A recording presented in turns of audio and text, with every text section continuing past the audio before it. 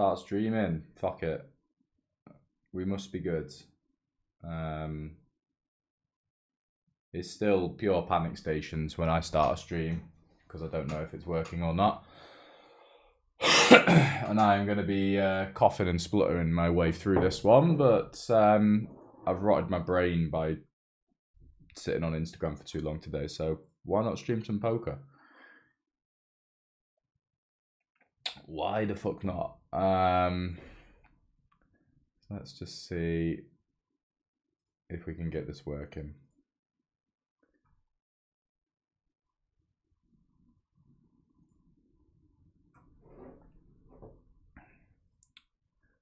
Let's have a go.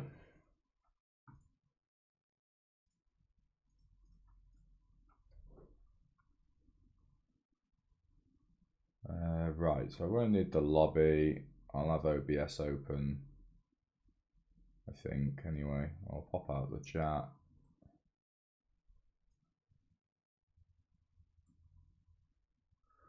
And I will defend 7-4 offsuit and flop a flush draw.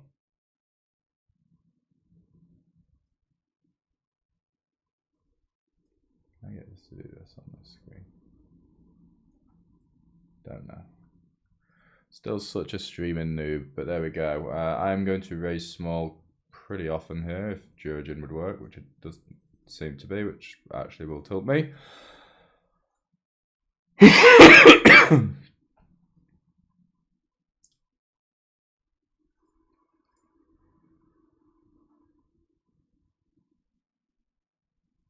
That's not an above average turn. This is still not going to work.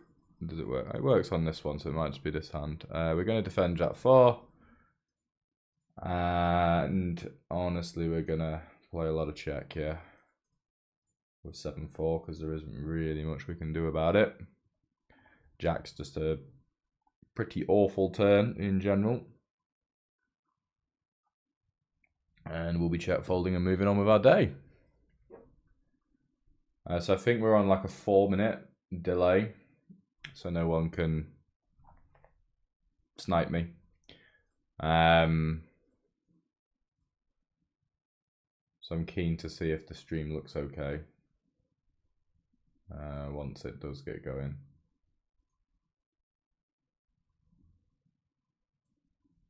Very keen. And then yeah, let's fucking do it for, don't know, 3 hours. Couple of hours and see what happens. And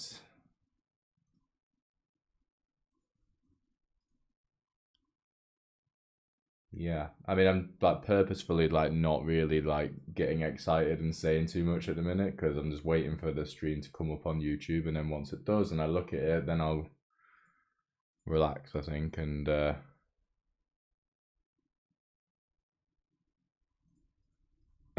settle in. But for the next 30 seconds, we will see if everything works.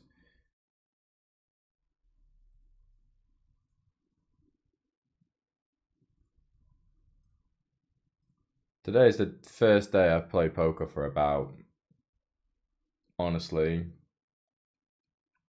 nearly 2 weeks.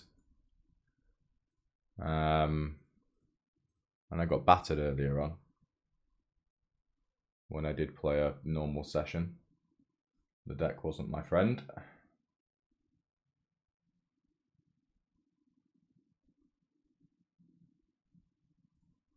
Is this working?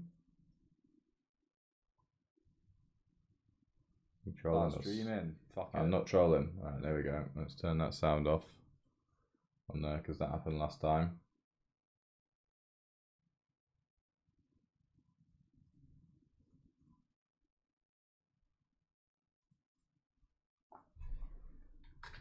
Hi. Tell me if everything is working okay.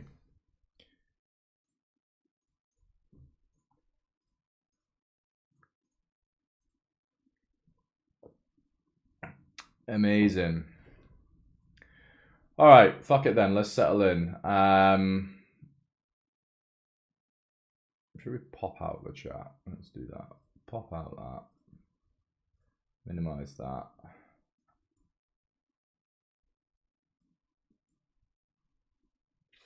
Open queen 4 because of the recreationals, and we'll probably fold ace 5. Make a tight fold, should we?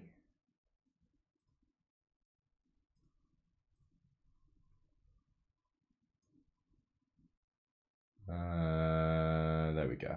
Right, the chat's there. Right, yeah, hello everyone. Mr. Crane plays poker. Hello, sir. How are you? Hi, Elmo, my favourite YouTuber. Thank you very much. Maybe you could play some spins today, please. I don't think I've ever played a spin. Like a spin and go. Yeah, I won't be doing that. Unfortunately, I'm going to stick to the comfort zone that is 200 Zoom, rather than doing it off playing spin and goes, I think.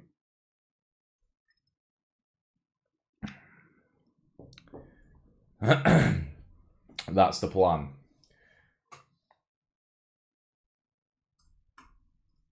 So, yeah. It feels like I'm officially in now because I can read the chat and stuff like that. So it feels like now is the time to say welcome. The first 4 minutes is just me waiting, as I say, to see if everything works. So yeah, hi guys, Merry Christmas and all that. Hope we're all doing very well. Alex Gold, hello. How much of your time is split between playing online versus live now? To be honest, mate, I can't tell you the last time I played live. I kind of got the itch a little bit lately. I've thought about it, but I think honestly, over the course of this year, I have played a handful of live sessions at best. So it's pretty much all online. As I say, I haven't played any online really this month because I've been doing so much fucking coaching with the boot camp and all that, which has been going very, very well. Very pleased with it, but my days are incredibly busy, so I haven't been able to. This is close. I think fold okay versus an aggressive guy.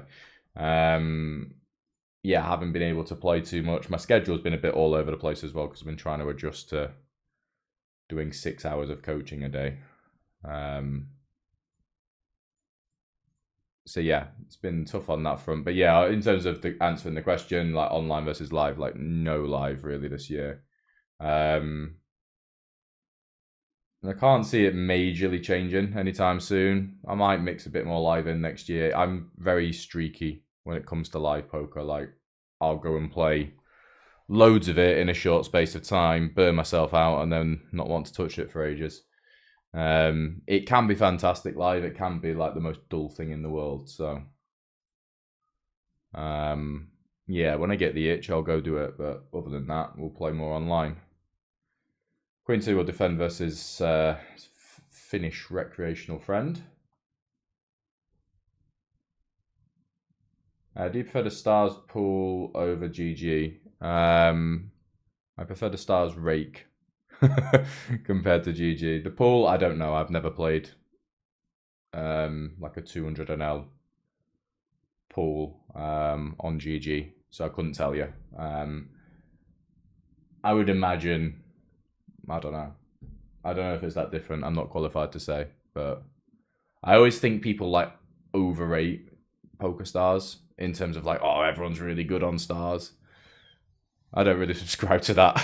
So, yeah, I'd rather play on Stars and have less rake. But as I say, I'm on normal sessions now. I'm splitting sites and stuff because I want to play higher and I want to play higher into next year. It was my goal at the start of the year to establish myself at 1K NL. I wrote that down back in December last year, whatever it was. Has that happened? No, it has not. So that could be my goal for this year. Just going to call the 10-7 and I'm going to hit a 7. Not this time. Map says you better be wearing a Santa hat. Never mind, stream finally loaded, no hat. I don't have one. Otherwise I'd wear one. Jack 9 I can 3-bet a bit. Interesting, he goes pot to half pot. on this turn. That feels weak. That feels kind of weak. Obviously calling 7. It's not my favourite river, in all honesty. Just going to check Jack 9 again. No real incentive to bet this one.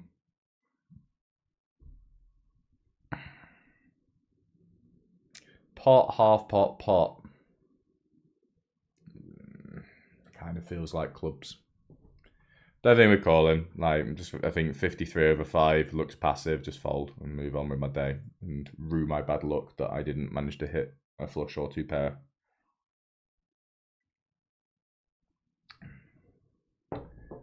Reese, hi mate, love the content. Have a good Christmas too. Thank you very much, mate. I'll do my best. 10-9. I think technically we should be spinning this between fold and 3-bet if we just play 3-bet only, which I think I will with an aggressive reg behind. So there you go. High roll and we'll fold. So if it's your first time tuning in, which it might be, it might not be, like high on that RNG up there is going to be passive and low is going to be aggressive. You see these nice green tags, that's going to be recreational players. You see orange or red or yellow or blue, that's going to be regs. You see pink, that's going to be a very recreational. And in terms of the stream, yeah, we'll just have some fun. I'll try and keep it sort of, you know, educational as my sort of remit generally is. I like talking about spots and trying to teach stuff a little bit. So, yeah, that will be the general rule. 3s we're going to check back, and then I'm going to call a lot on the river versus half pot and 3 big blinds. I think ace 5's threshold. This guy looks like a reg, doesn't he? That's a nice hand. Get a replayer up here as well, shall we? Yeah, 9-10. That'll do.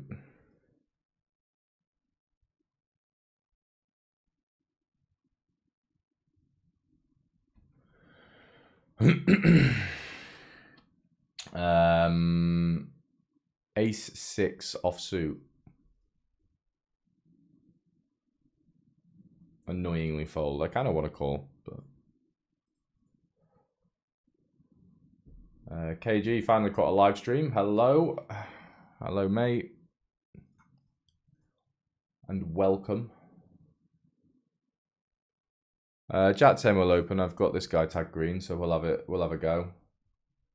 Can I get this up where I'm looking at the analytics? Yeah.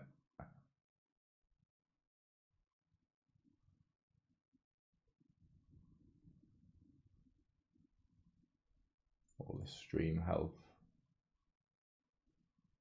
Sure.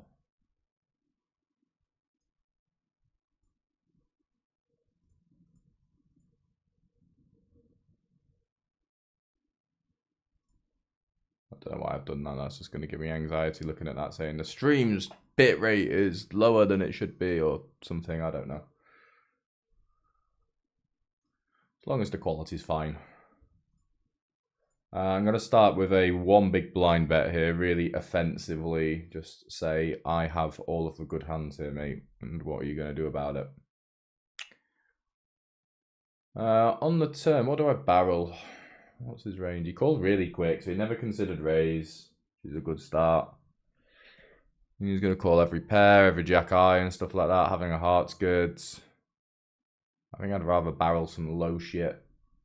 But I'll throw this in at a frequency. I think half and half is going to be all right. A quick half pot. Yeah, you win, I think, mate. I don't think we're bothering too hard with that one. Turn's kind of interesting because on paired boards we do get to be really aggressive, but I've got like every hand in my range. I kind of feel like, you know, just give me suited fucking Jack 5 of diamonds and I'll rifle that in. really often, but generally speaking, with offsuit combos, you have to be a little bit more careful with your frequencies in general, if you want to be careful with your frequencies. But I generally do when I'm in position as the aggressor. Do you plan to play 1K&L on stars? Yeah, and every other site that I can get my hands on. So the plan essentially is to, when I do look to go play 1K&L, I want to play across like every site other than GG. Within reason, at least. King 9 will mix this up, I think. It's going to be nice. And Ace Jack will 3-bet versus a recreational. Turn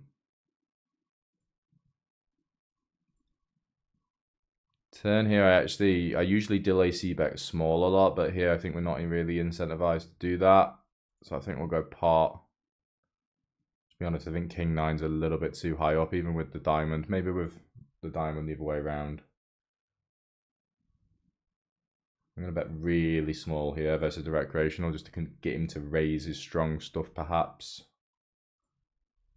Or just raise in general. And I'm going to bluff the river on that card. And now I'm going to check and call, I think. But yeah, 1K&L. Essentially, I want to play like stars, eye poker, 888, maybe ACR, because I like to play in the morning, so that might be a decent idea if the games are good. Then I'm not folding to this. Excuse me. So, yeah, going to mix it up, but I mean, I'm still a little way off that, to be honest. Yeah, Ace Jack I'm going to call. It's kind of a weird river. Annoyingly. He might have got there now.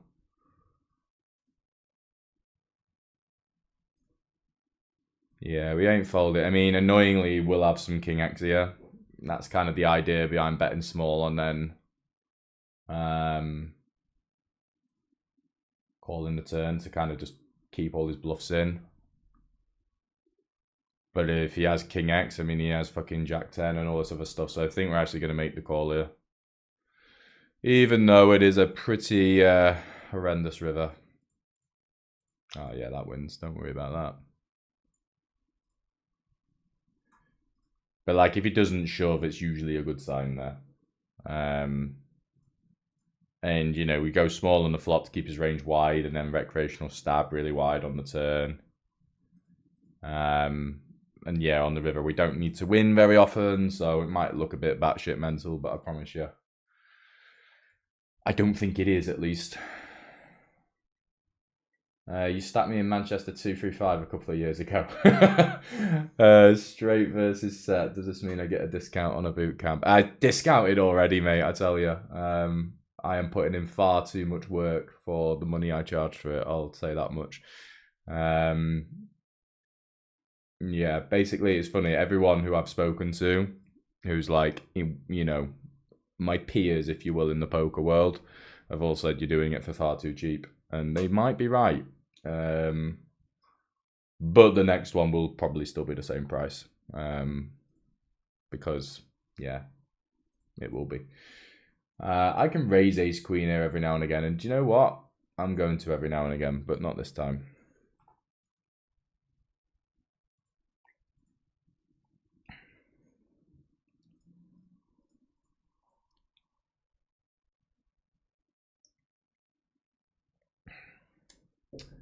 Yeah, so this isn't good to face the double barrel here. The good news is he does have a lot of natural bluffs. Big blind range can have 4-5, can have 8-9, 9-10, Queen 10, King 10, King Queen, and so on. So we're going nowhere. There actually might be a question mark of shove.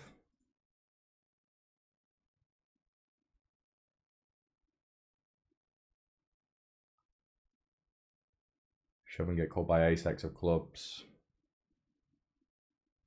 Fold out equity. Nah, I think call. I think call's okay. I'm going to fold here because this guy's super short. I don't love the river because a lot of stuff does complete now.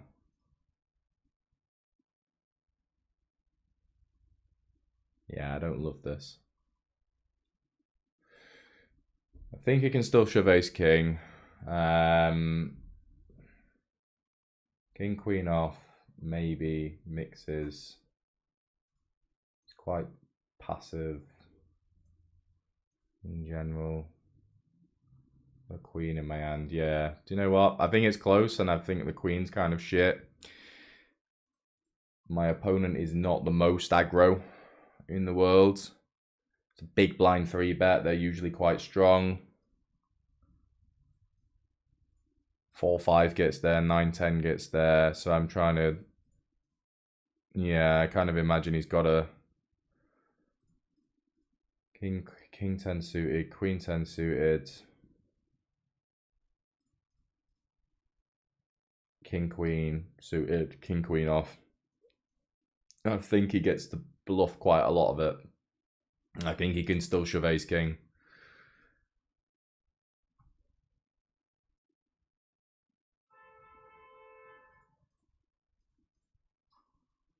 And I don't think he's shoving ace queen. So we're making a tight fold. Genuinely as well, I think the queen block is really bad. And I think the ranges are quite narrow at this point, so I think it could be quite important. I'm not the biggest like blockers guy when bluff catching, but I think it actually could matter here having the queen. I would genuinely rather have ace 9 or ace 5 or something. I think I'll just take the free one here and try and realise. Never going to try and bluff this guy until we get that river. Yeah, don't love it. Do you know what? I'm going to bluff for cheap. I just think I can get him to fold a pocket. No, no. That's a lie. Got to go for the lot. Get him to fold a 4.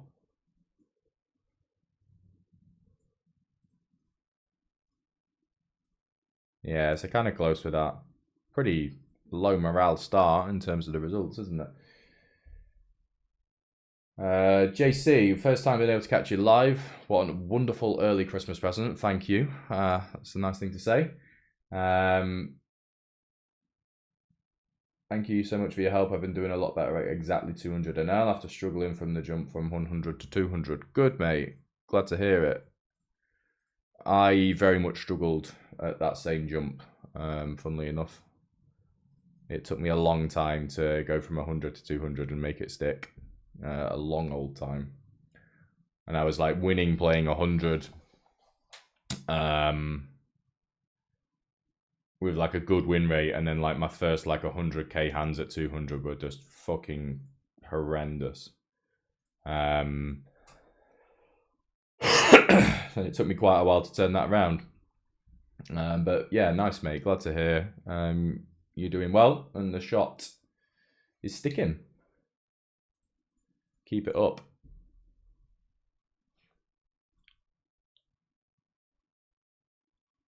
Keep it fucking up. Ace 10 will go and raise. Just gonna play raise only on blind in the old 200 zoom pull, I think.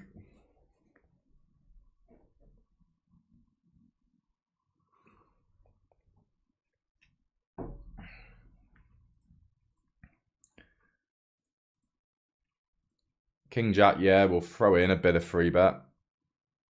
That looks like a number that feels throwing in, doesn't it? 16 out of 100 times.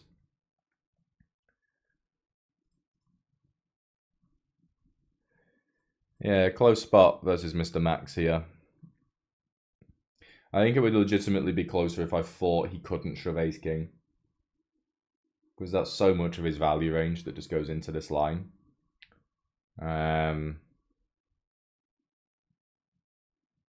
It really is, but yeah, it's quite a deceptive river. It looks relatively clean, but it's not really, because like versus it would be cleaner versus the small blind because of the 4-5 factor, but people will have 4-5 and 9-10 here a lot suited.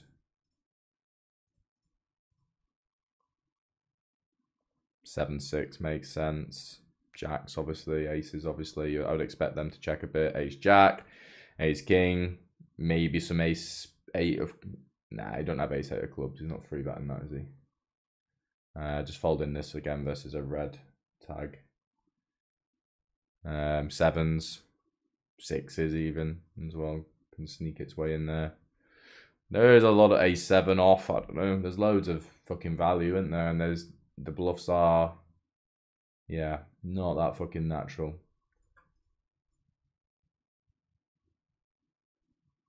Definitely not that natural. King Queen will play a little bit of 4-bet and mainly call. Nugsay. Damn, I'd snap that river with the ace queen. Yeah, I mean with ace king, I'm calling. But I think ace queen doesn't beat any. I think ace queen is a legitimate bluff catcher. Doesn't beat any of his value, and we don't chop with his value either. King queen. This is really grim. I think we actually want to continue.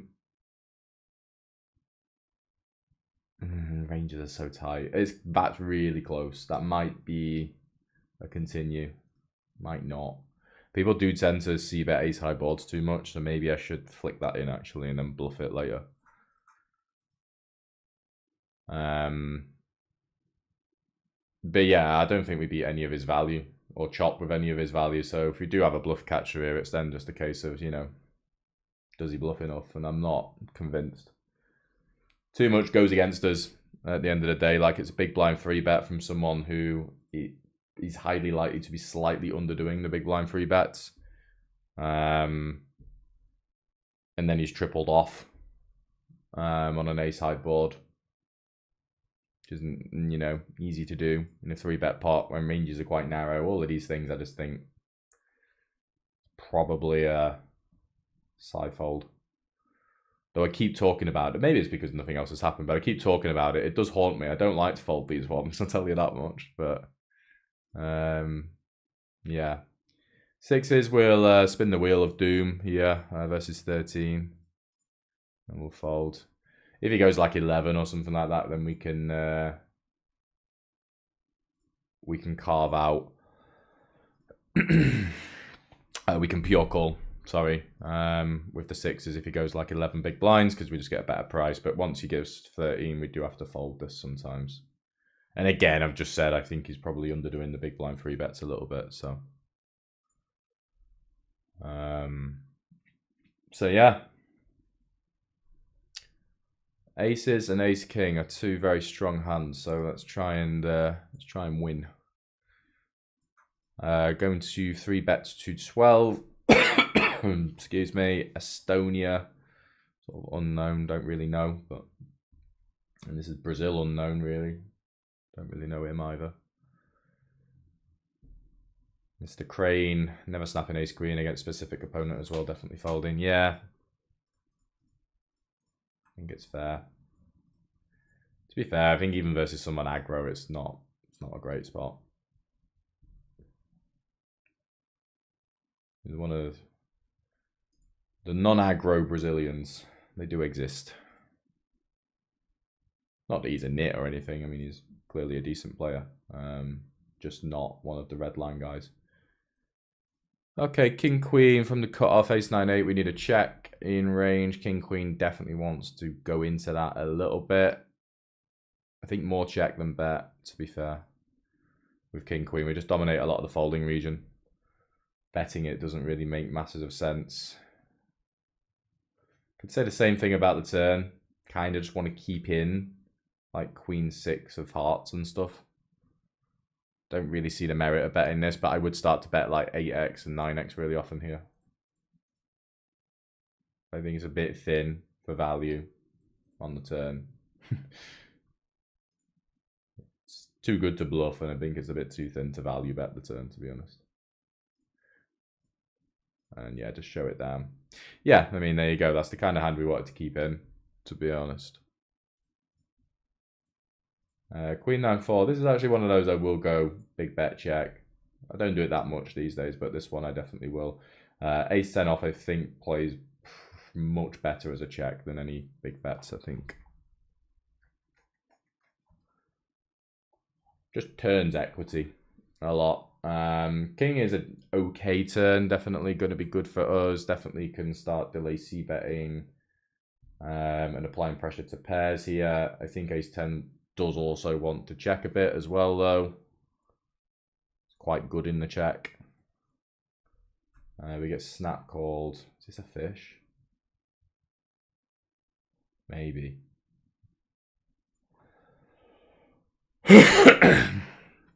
Let's find out. I'm not going to bluff here. Snap call is just a queen really often, and I'm intrigued. It might be a fish, and my rule of thumb with recreationals is if when they have pairs, I don't really want to start bluffing them. Trying to bluff them off pairs, especially in delay lines when the pot's small. And I still have a bit of showdown versus random Jack X and 10X if he is actually a recreational.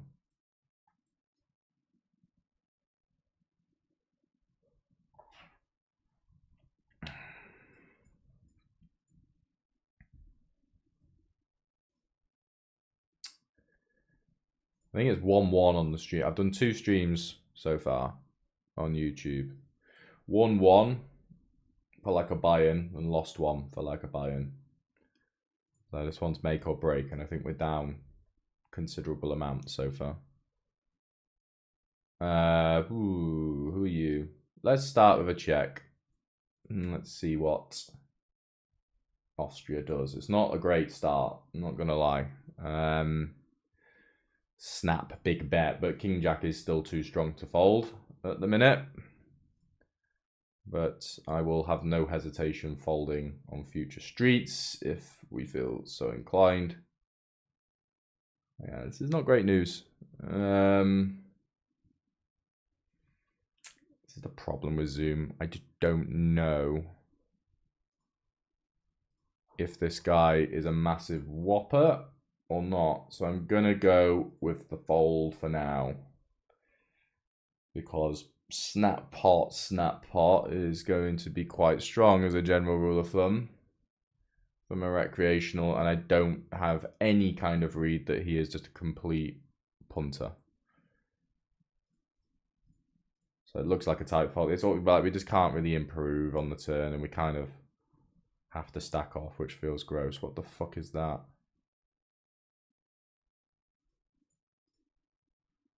Yeah, that wins, don't you worry. That definitely wins. Pool seems alright though. Pool seems good.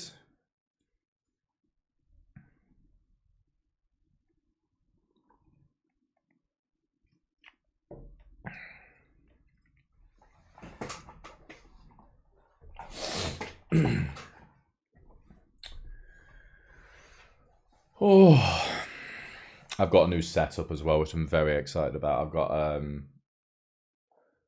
I've now got like I had 2 24, I think it's 24-inch monitors, 2 Acer 24-inch monitors, and I've kept one and turned it vertically, which is here, for lobbies, and then I bought this big Philips fucking 43-inch thing, and it's like a spaceship. It's arguably too big, but it's very exciting.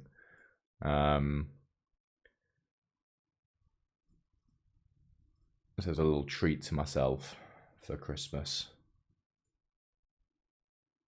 Hence the webcam is higher up there.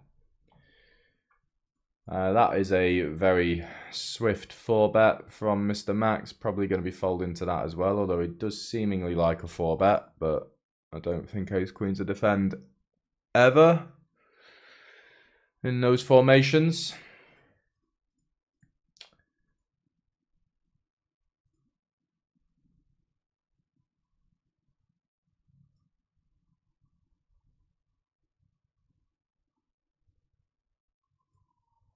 Uh, 10-5 will fold. This is yeah, low morale so far. I want to play some pots. Come on. I think I'll rephrase that. I want to win some pots. Or just some interesting hands. Rather than just me folding. But yeah, this is always like, this is my always my argument for like why reg tables are better. And win rates are higher at reg tables, generally speaking, you know, especially for me. I think I play reg tables way better than I do Zoom. But it's stuff like this. Like if I had seen like just 3 hands versus this guy, you know, where I've been on the same table as him, I'd know what to do here. But because he's just randomly appeared in Zoom, I don't really have that information, annoyingly. So I will just err on the side of caution versus pot. That is an above average turn, isn't it? Guy looks like a tight recreational. I'm torn here because recreationals do fucking love to stab.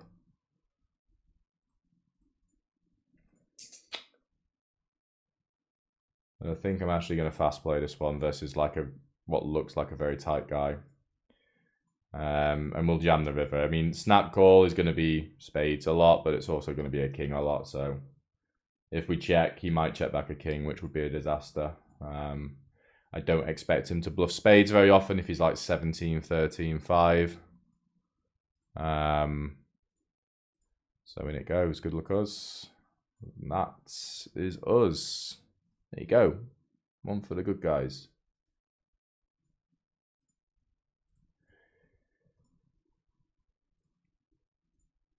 So yeah, on the turn I do like checking a lot to recreationals. That's Mr. Saulo Costa has preached that one for a long, long time, and I think he knows his shit when it comes to playing versus recreationals, especially. So I definitely would look to do that, but I think just betting on this kind of texture is going to be pretty sweet. And then we get the snap call, and yeah, it's just a king a lot, and you just shovel it in. I'm going to open a little bit wider here because of these two. Yeah, I don't know. I'm just under the impression that this guy is a massive ruffler. So maybe we should have stacked off before, but we have a little bit of a read on him now. That's twice he's taken the aggressive route, so I think we're going to be not clicking fold very often versus him at this point.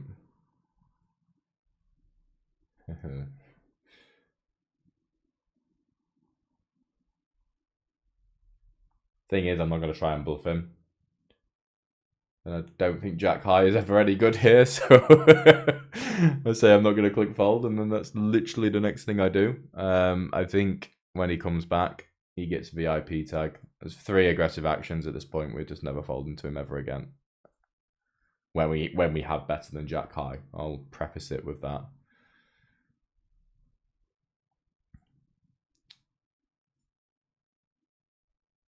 I'll very much preface it with that. What are you guys doing for Christmas then? I'm going up to Lincolnshire. That is where I was raised. So in like the north. It's north here. Yeah, it is the north really. In the north of England. Lincoln, Grimsby, all around there. Going up with the other half, meeting my brother and his girlfriend, and with my mum and dad.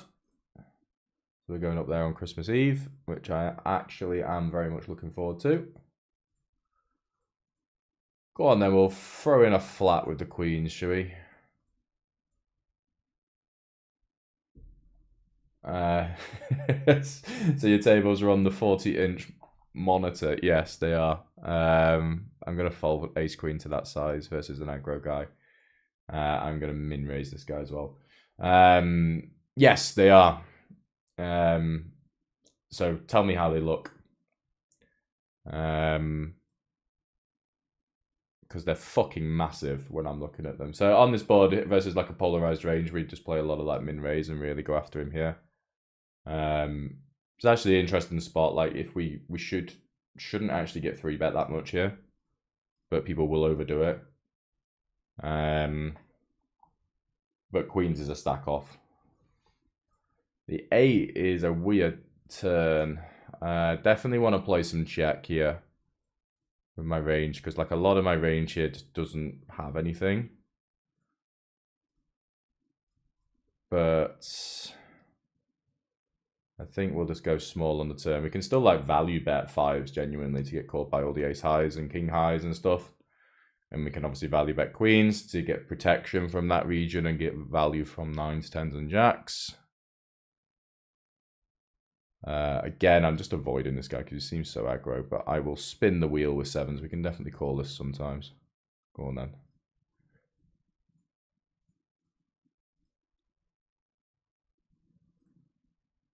That's a very bad flop in a lot of ways, because it's like it's call 4 betting range is just ace king a lot. Like every combo of ace king, which is doing remarkably well on that board versus me, even though it's currently losing.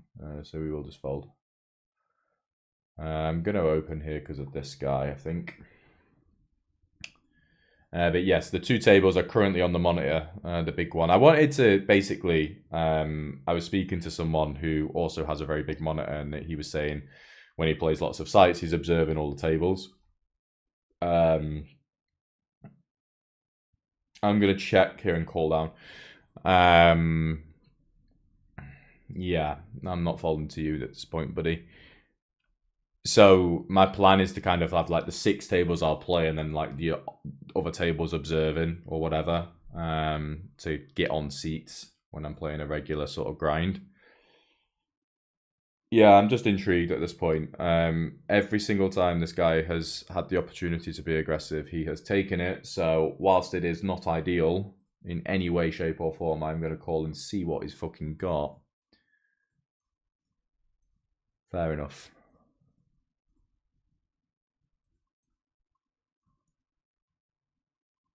Very much fair enough. Don't mind paying him like $25 or whatever it was on the river there to kind of see what he's about, see a showdown from him. And he actually, you know, plays his hand pretty fine. So yeah, that was the reason behind the monitor. My justification, it's an investment because it means I can get on seats quicker rather than having to search lobbies all the time.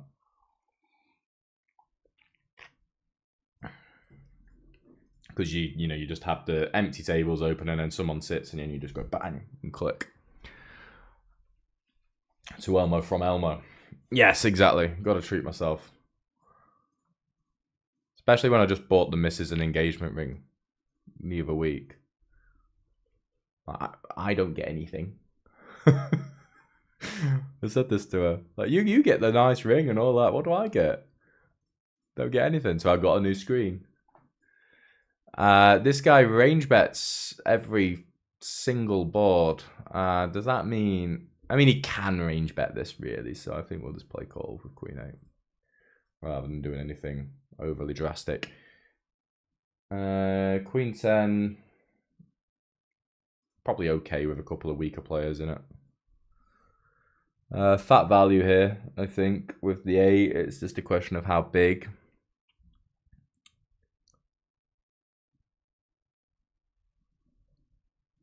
Yeah, it means, yeah, let's go 2/3. That's about what the hand's worth.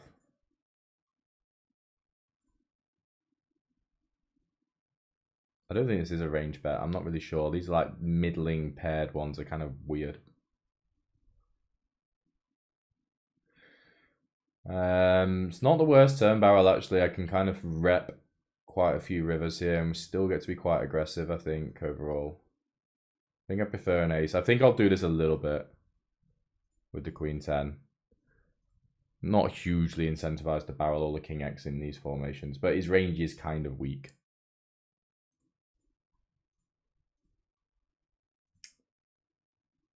Yeah, I think I'm just folding Queen 10 at this point.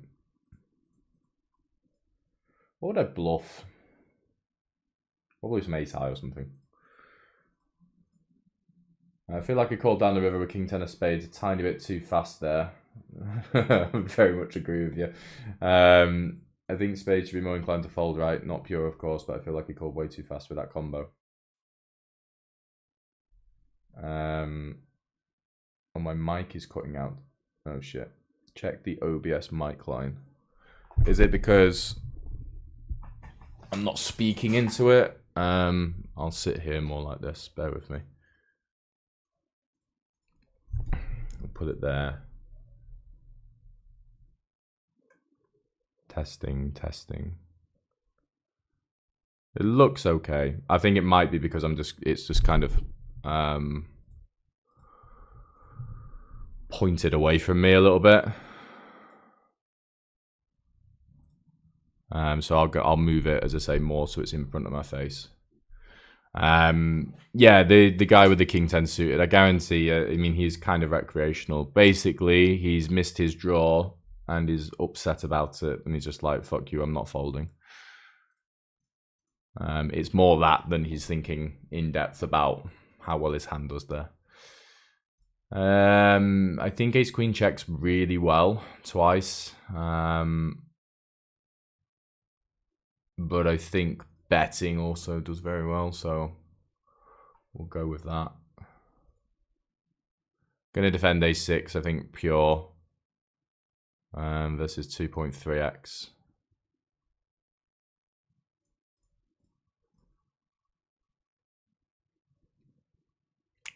It's a weird river, isn't it? I don't think we can actually bet very big here.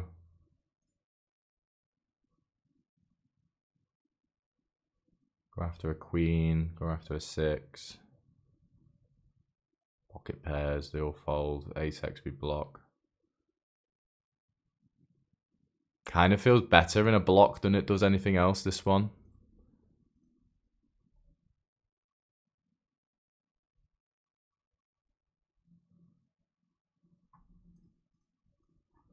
Yeah, we can't hear you about every 3 seconds for about 2 seconds time each time it cuts off. Fuck. Now that I've moved the microphone, let me know if that's any different. And if it isn't, then I'm going to panic. But I'm hoping it's just something as simple as me just turning my voice away. Shit.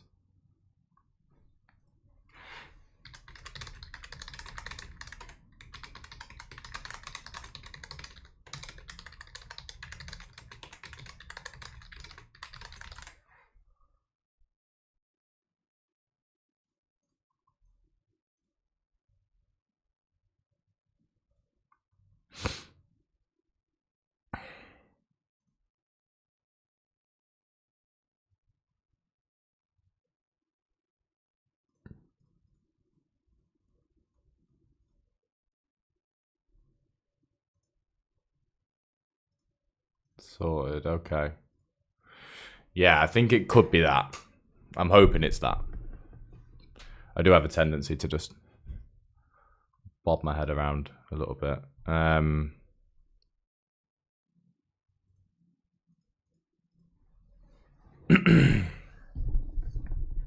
have it there, shall we?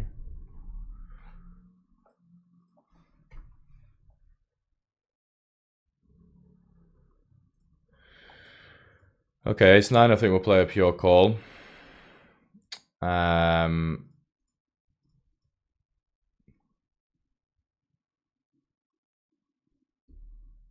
Carol, Simon, hi friend, thanks for the valuable content. Thank you very much for calling it valuable. Excuse me. Always continuing the ace 9. Don't think I want to raise this one. I think just call. What do the tags mean? Could you clarify? Green is recreational, kind of a standard recreational. Purple is like a semi-recreational. Pink, if you see pink, is a very recreational. Orange is sort of just an unknown-ish reg. And then red is a more aggro reg. Blue is a little bit more, well, less aggro. And yellow is something in between. Then it's got loads of showdown here with ace 9.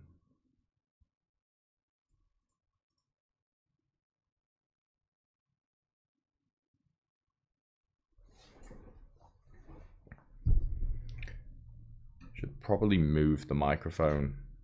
It's on like a wall mount over here, essentially. Well, it's mounted to the desk, but I've got it stretched out quite a long way. Maybe I should move it over here. Might do, actually.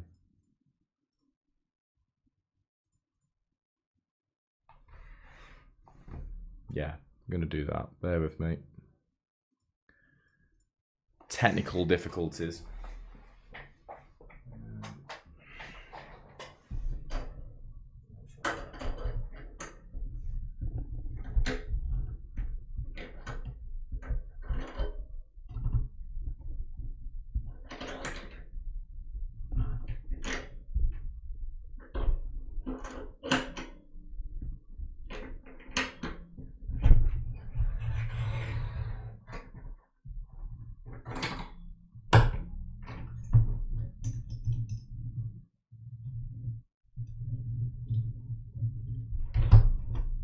Just put it there, shall we?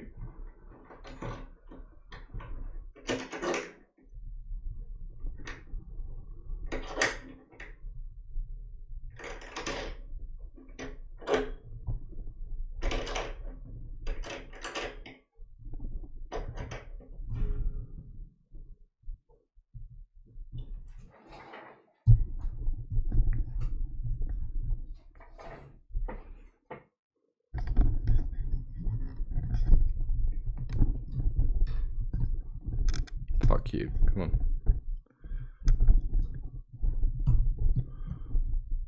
There we go. That's better. Just because it was kind of, I was having to lean over a lot. If I do it like that, test, I think we're okay.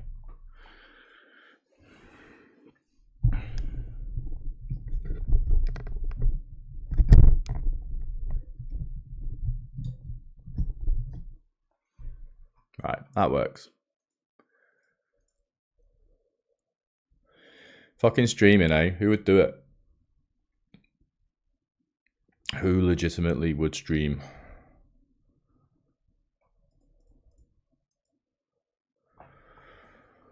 So yeah, anyway, let me know if this sounds better now. Or, well, still okay.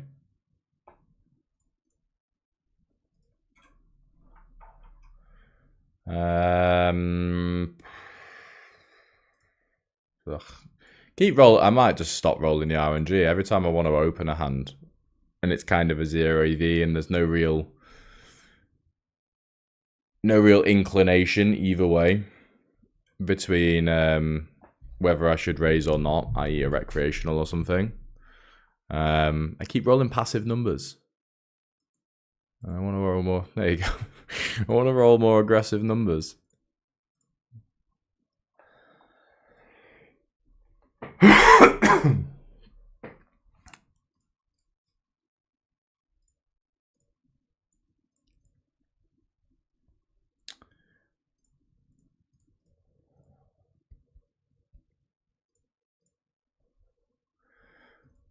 Okay.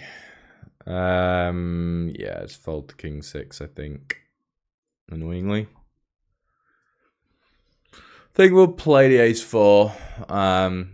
53-14 over 53 hands is a lot of hands. I think there's a lot of EV just playing. Oh, and he's from Brazil. Okay. No longer are we going to play the hand, but we were justifying it. We're in the process of doing so. Ace King, we will of course be 3-betting versus, this is Finland, yeah.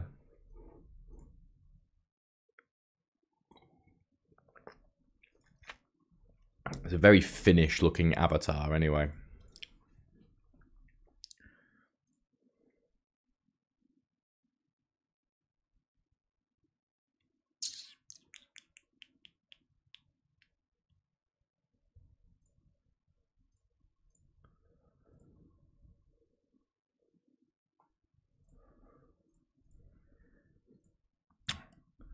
All right, 2 kings. What are we going to do with that? Yeah, we'll open.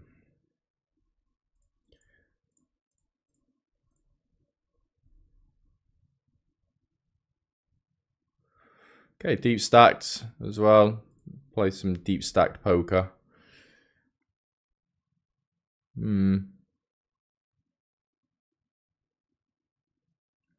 Yeah. I was kind of in between with this. Like, being deeper, you generally want to range bet a bit less.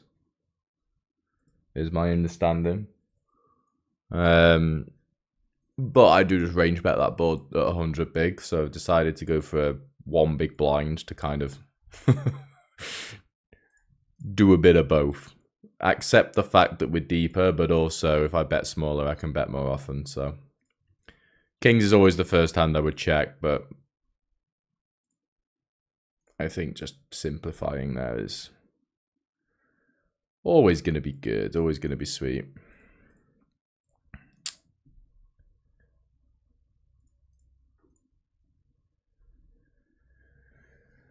All right, 9-7 versus a recreational. It's actually a very nice hand to check back versus a reg, but versus a recreational, we'll just start with a bet and try and fold him off Queen 7 offsuit or something. And we're going to barrel the turn and try and fold him off Ace 6 offsuit. And then on the river, we're probably going to give up unless it comes a king or something. Lovely.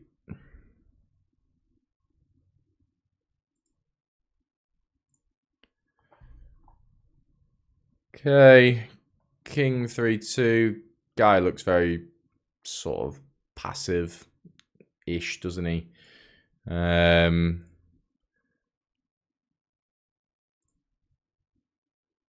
Yeah, going to size up a little as a result. I think king 9 off's worth a bit more than just a small bet versus a passive guy. And okay, I was going to say we'd go for stacks.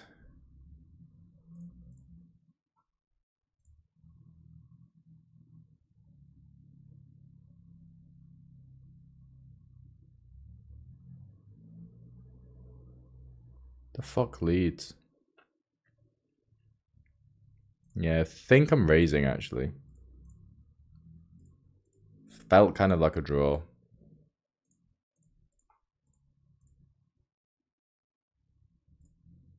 Stick to coaching. Yeah, fuck that. I'll tell you, do you know what? I'm doing a few streams. I could never be a full-time streamer, I know that much. But also with the coaching, I couldn't just be one of these guys that just coaches. I do enjoy the coaching, I really do. I'm actually going to check this back. I don't really want to get limp re-raised or something. That might be just monsters under the bed, that one a little bit. But like with how busy I've been with the coaching over the past, as I say, 2 weeks, I've literally not played a hand until today. And I've missed it so much. I really have. Like, I needed to... just going to call and get there here. Like, I need to play. Like, just for the competitive side of it, to make my days... make my days have some kind of competitiveness in them. I'm going to call turn and lead all in if I get there. Is my plan of attack here. Which I don't. Just because he has it, basically, when he does this. So I think there's implied odds of calling the turn. This could be very fun. Jeff, fine for me, wasn't cutting out earlier. Okay.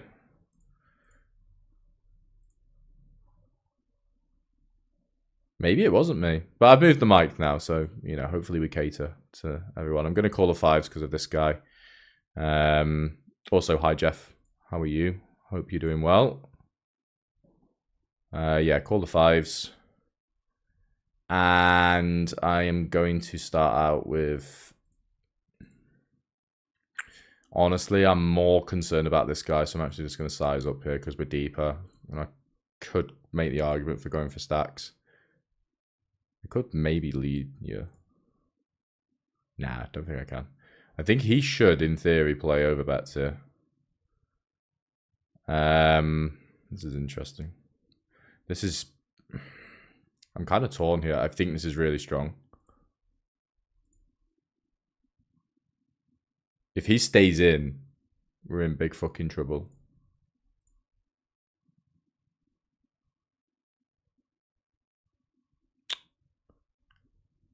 Really? Why raise, though? Why...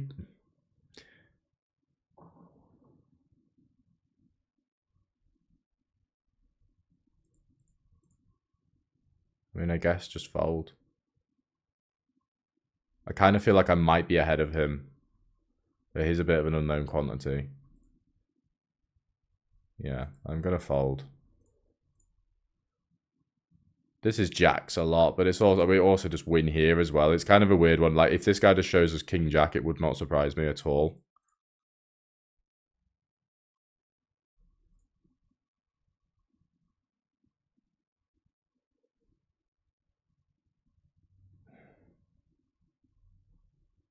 Oh, bugger off. Yeah, I mean, it's going to happen. I think that's suicide. That's insane to me. That's my first instinct anyway. I might be wrong with that, but like, for me to see bet into two people and he raises, do you really want to just have ace high and just get that in?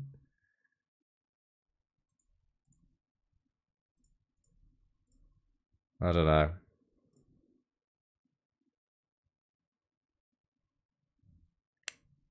Don't know. The annoying thing is with my kings, though, I don't think there's many things that can, there's many good things that can happen. Ultimately, it's two very strong ranges. Like, one of them has it. They're like, this is obviously like the best scenario, but you know, he's just got all the fours, all the sixes. He'll have jacks a bit as well. He'll have jacks a lot. He'll have sixes and fours a bit as well because it's recreational. Like, genuinely, like, when he raised there, I was kind of like pretty happy. But then you get this, it's just, yeah. This is obviously just the weakest hand he could possibly have, but so, you know, you can look at it and be results orientated and just say, why did you fold kings, Simon? But, you know, I just get shown fours there a lot, I think. Pretty mental hand.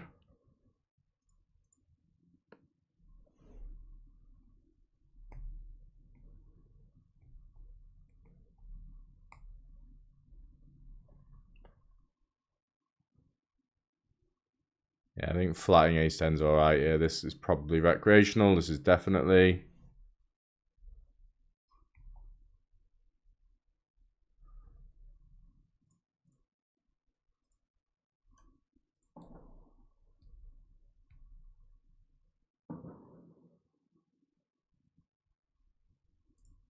Yeah, we can stab ace 10.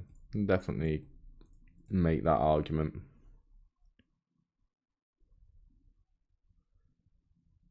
I can just stab pretty wide. I can stab pairs for protection here from ace highs, and because my range is actually like very linear and narrow, bluffs are not always like easy to find in this sort of spot.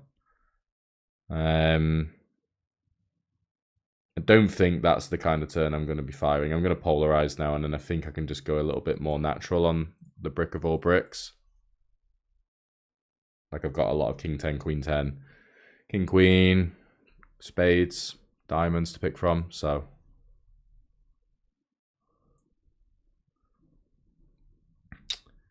River, we face a block. It's interesting.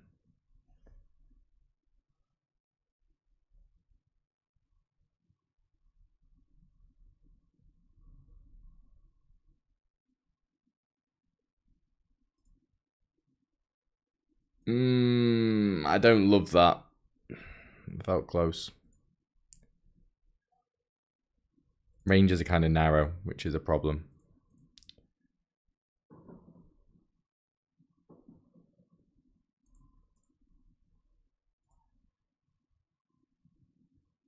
I'm going to turn this light off behind me because it makes the webcam flicker.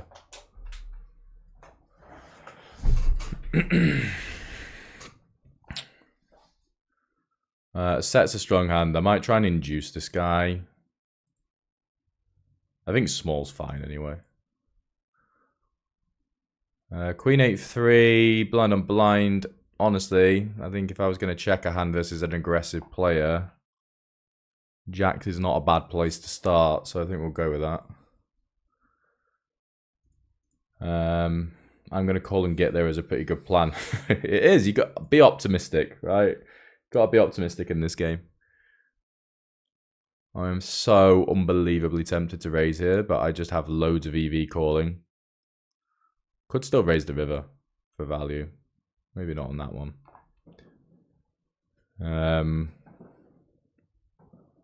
Fuck you. I don't think I'm going to go degen jam here. Because again, I've still got a lot of EV calling. Aggro guy. It's not a great run out.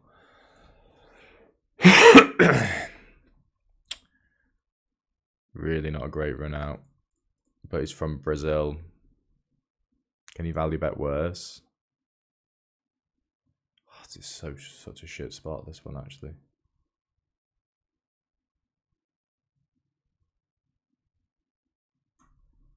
Yeah, I'm going to spin it. It's very close. I was thinking about raising the river and then he snap bets. That's really close. My issue with that... Oh my god. Right, we'll go with that as soon as my Jurigen stopped working. My issue with that is that's a river that just completes so much. So like when I'm trying to visualize bluffs there, it's not easy. Because bluffs often now have to come from offsuit. Like one diamond hands are very natural here. And there aren't that fucking many of them. 4, 5, like there's just not many natural. I mean, I understand he's blocked the turn, so he should be betting relatively wide by the sounds of it. But I think it's more of a question whether we beat value, but I don't think we do for that river size. Though it is close. Jam's kind of out. I'm not like we've just got a million pretty hands to jam.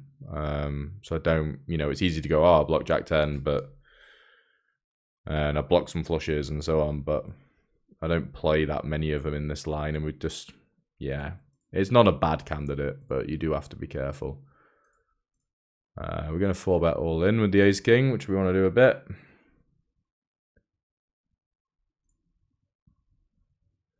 So tilting the 3-way hand with kings. Yeah, it's one of those things. It's, as I say, don't be too results orientated. Like if we, you know, got shown a set there, which we are going to a lot, we'd be celebrating a game fold.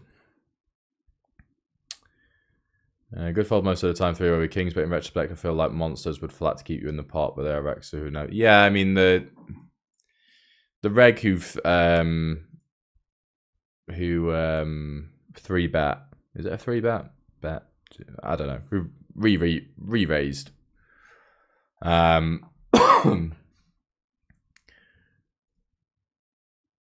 He's it's a weird spot for him because he was like not the deepest one, this guy. And if he flats, he may as well turn his hand over anyway. In a lot of respects. So yeah. It's an interesting one.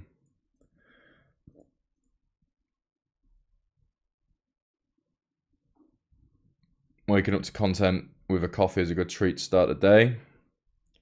Yeah, you're not wrong. I fucking love coffee. I'm one of those with coffee. Like I look forward to the morning to having a coffee. I look forward to it. It's like my favorite part of the day.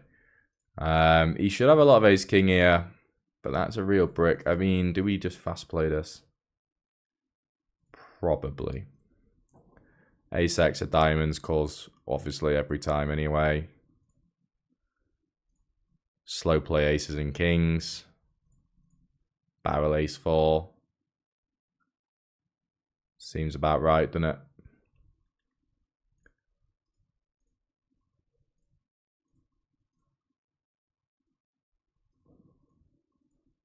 Yeah. As I say, with the kings, it is what it is. With this jack's hand will trouble me a lot more than the king's hand. I mean, as I say, I just RNG'd the river for 50-50 because I thought it was super fucking close.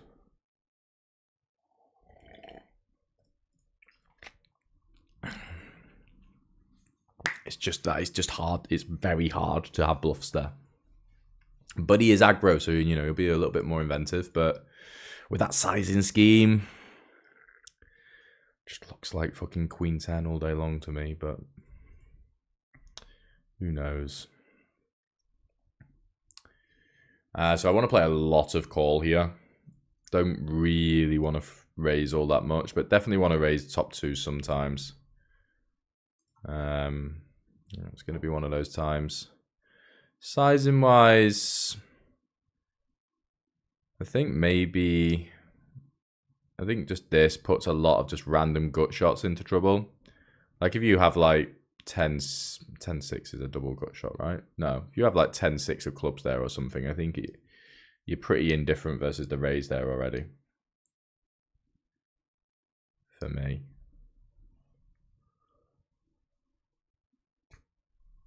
But definitely want to flick in the call a lot there as well. Board can still change an awful lot. Like our hand is good, but not great. Ranges are really wide. The tree is really big, so we definitely want value in lots of different lines. That early on. And he's aggro and he might overbarrel the turn. Who knows? That was the fastest check I've ever seen. Which makes me think he will have some ace highs, but a lot of just pocket queens and stuff.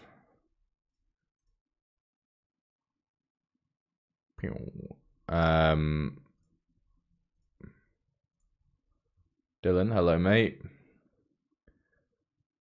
I'm not meant to fold any pair here. I'm really tempted to raise, but I've got other raises in my range.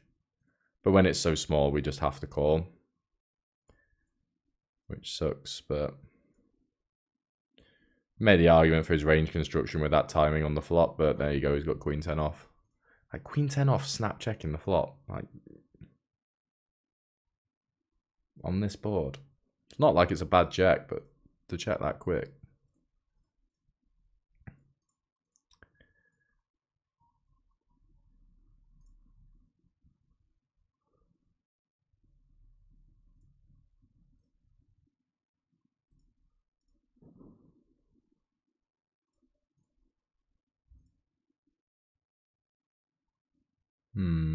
What do I want to do versus this dude?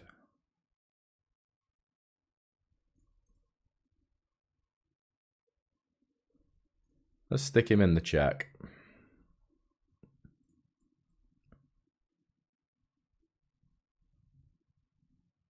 Yeah, sure. The idea is aggro guy gonna stab too much, so just check to him more often and check raise him. But it's not really a board I'd have a lot of check raise on, really. But calling the first one. Interesting turn.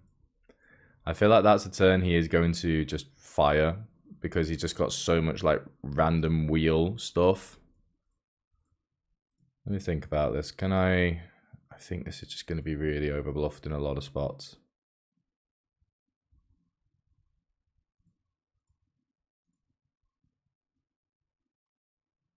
Yeah.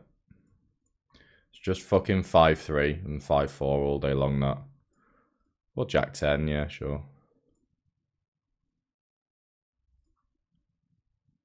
But yeah. Give him rope is the strat, I think.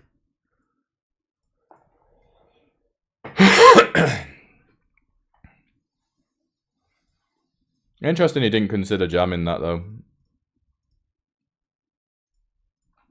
Again, I think I played this guy, but it just seems very data-driven. Like, bet flop, bet turn, get the overfold, and then give up river. I'm going to pure defend this because we're deep. This could be fun.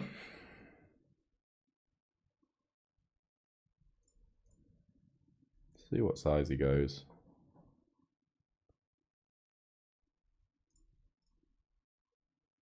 He doesn't. Okay, I'm just going to block probably just incredibly often.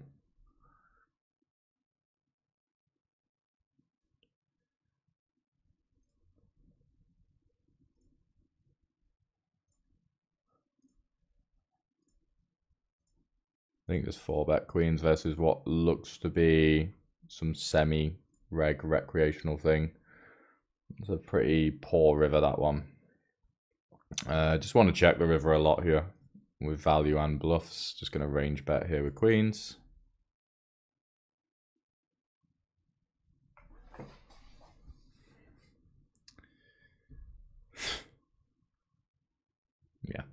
win.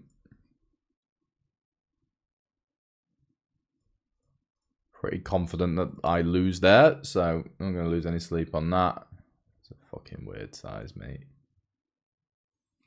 Jack flop, call turn, bet river. How much of that is air at this point? Not much, so I mean, just fold, really. It's an okay bluff candidate, like, but it's not amazing.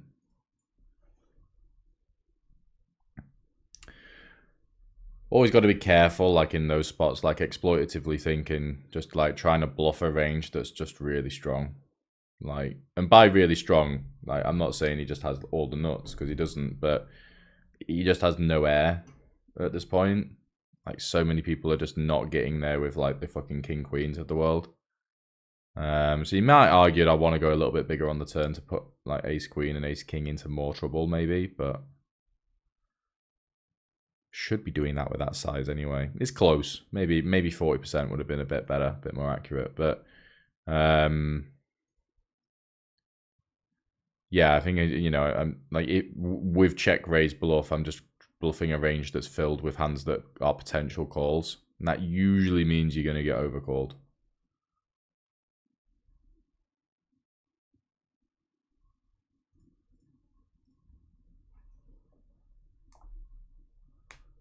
The hand with Jack small blind can have King Jack off, King 10 off, Ace 10 off at some frequency. Yeah,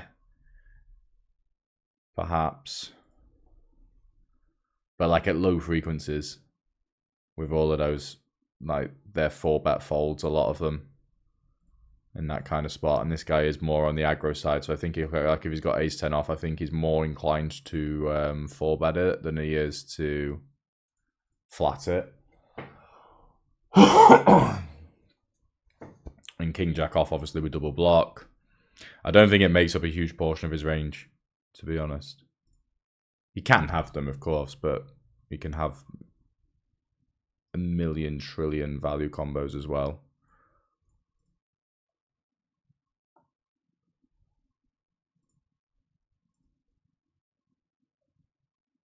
But yeah, it is close. Hence, I went with the old RNG spin. Kind of intrigued, yeah. I mean, my stab's a little bit loose, I'm not going to lie, because I don't fold much King X. I do fold some. It's a bad turn for my range. I honestly think my hand plays... God. My hand plays best as a check, I think.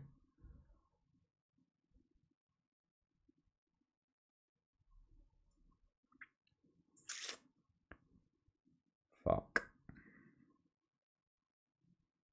How high up in your range are you going to bluff here, mate? I think ranges are too wide. It really sucks, but I think I have to call. It's close, that as well. Just minging rivers, by the way. Just what is that? What's been bugging me lately? Why is pot control a thing when if we're ahead of the draws... We're ahead of their draws, we'll miss most of the time, even though there are plenty of bad cards. Statistically, we maintain the lead. Like, what's the actual reason behind it?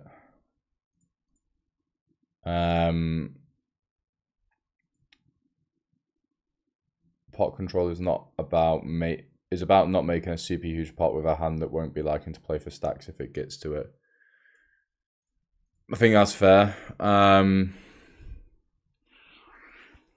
What's the best way of me putting this?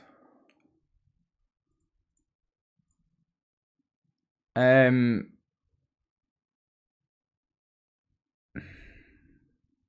don't like the term pot control in general.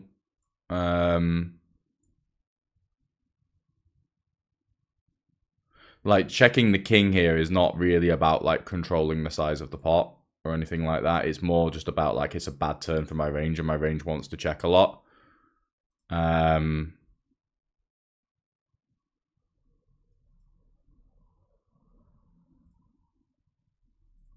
Just gonna go into exploit land versus this guy here actually.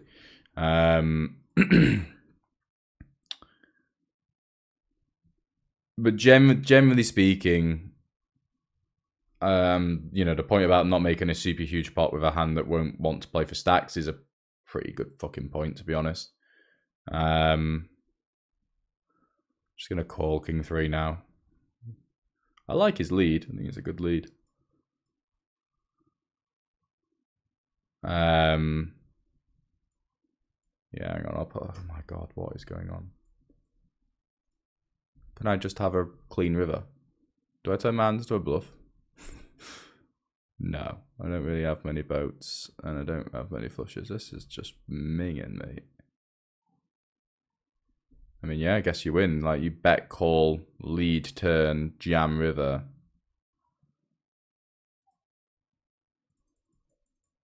What is there that bluffs, I guess? I'm just folding a lot. It's depressing. Gonna get in ace king versus the same guy. Who fucking loves it. Sure, what you got?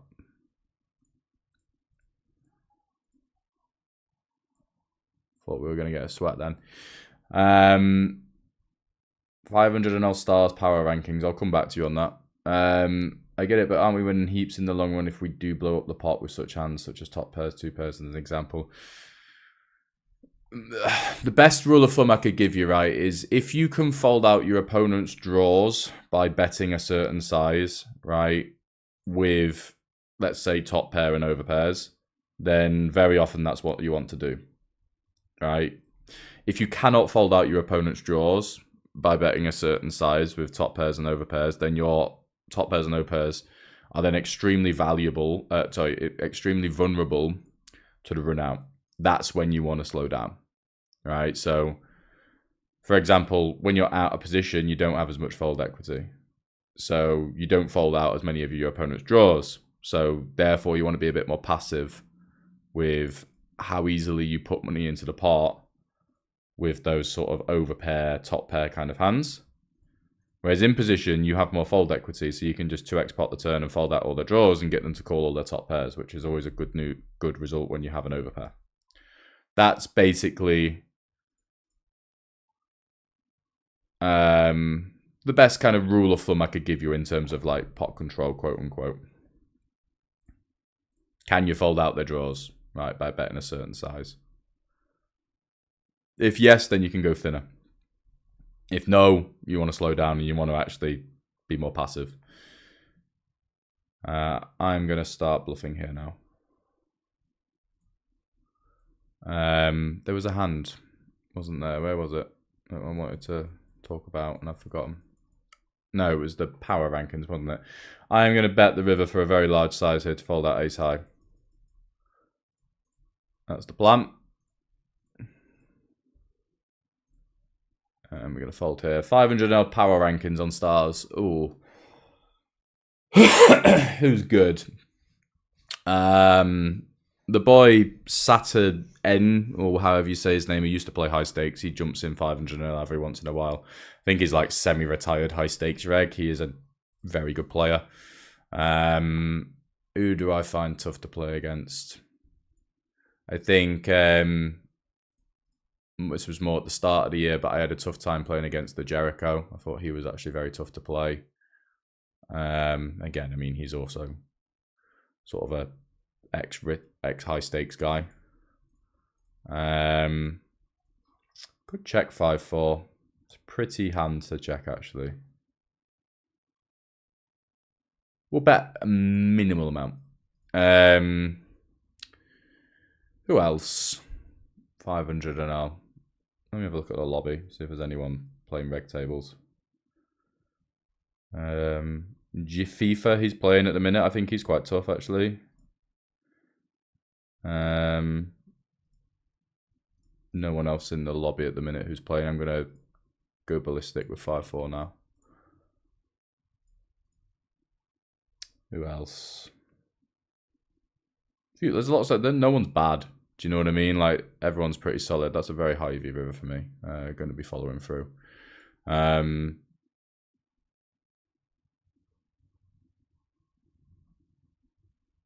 Yeah. I don't know. Give me some names of some stars, Regs, and I'll give you my ratings on them. Wow, snaps. Are you all right?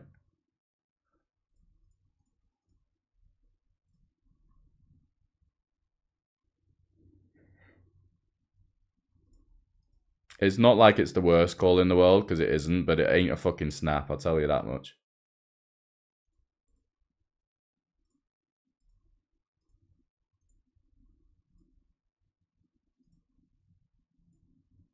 That's a fun table. Pocket 8's not folding a pair for 1/3 on a paired board. 8, please, dealer. Nope. GTA promotes pot control as well, to be It's just a question I've had in my mind for a while, really, to try and really understand it. Yeah, as I say, if you can fold out draws, you can bet big and go for it, and you don't need to pot control. If you can't, you do need to slow down. I think small does a really good job of just killing overpairs here. Overcards, sorry, not overpairs. Definitely want to check as well, because it is a bit thin at this point. I'm being put in the blender like all the time. I think just fold. There ain't much. He's just obviously looking at suited stuff, and he can just play every overpair this way. I think just shrug and fold here and be pretty okay with it. I feel like I'm saying that all night long at the minute. Just fold again. But yeah, not going to lose any sleep over bet folding 8s there. Okay. How do we want to do this?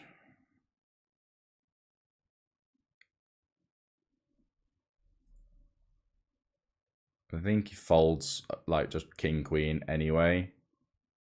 So I think we're going to bet a size that he doesn't fold a pair for, which I think is going to be about that. And he calls queen jack and jack 10 and stuff, queen 10 anyway for 1, so I think we can go big there. No, I'm not live on Twitch. Just because I can't be bothered to set that up as well. It's hard enough. It's hard enough just doing YouTube for me. I'm so basic with all of this. Could raise the queen 9, definitely threw that in a little bit with that one. Lots of natural stab. Depends how I want to construct my range here. Whether I want to like check back 8-9 and just bet queen 9, which I think I actually like a little bit more. I think we can stab very small. I think he's got a lot of air in his range. So I think like b40 here, stabbing hands like 6s and stuff is pretty fucking great. Just to get protection from random East 10. So then this size with queen 9 makes sense. And I think I would like, if you give me 8-9, I'll check back quite a lot. Not always bet. You give me queen 9, I don't really see the EV of checking it back. Probably going to bluff on that river though. This is kind of also the good thing about like putting a hand like this into the bet. I think I am actually going to overbet here. Is that on this kind of river, when stuff completes, you get a lot of credit, generally speaking. I'm going to call the ace jack here. Okay. Top pair. Hello. Hi. Hi. What are you doing? What do you want for dinner? Are you hungry now? Well, I was thinking about making Kraft mac and cheese. Oh, really? I have that. Oh, yeah. Do you want to come and say hi? They can't see you. They can't see me? They can't see you. Because the webcam's here, look. You have to come stand here. Come and wave. Yeah, that's your hand. Just got your hand in there. It's the wrong hand. I'm gonna raise here. Cool, look at that big ring. Yeah, you do that. I'll probably just finish this and order something. Oh shit, raise. At some point. Alright.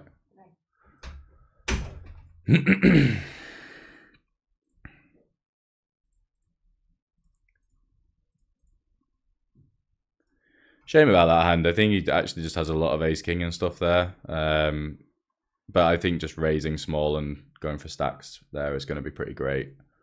Going to call the jack 5. I'm sensing a good flop here. I feel like deep as well. We're flopping 2 pair here. We did not. I will manifest it into existence, I promise. Yeah, just going to fold to the half pot lead there. We're not going to be doing very well.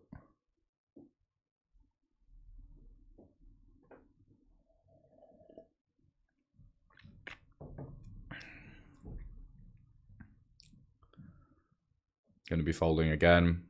I would like to call. I would like to... Let's play this one. I would like to have hands in my range that can call. This queen 9 one I liked. These are the kind of... You know, it's nice when you get stuff like that through. It's nice when you get that kind of river. I would rather bet here than check call, I think. So I'm going to go with that. And I don't want to check fold. I'm going to check the turn. Hope it goes check, check, and then probably bluff. I think here. Don't need to bluff anymore. I could bet one big blind and get called by worse, but I actually think he's just got a lot of random 1 diamond here that actually might bluff. I don't think he'll value bet a 10, so I'm actually going to go with a check here and never fold.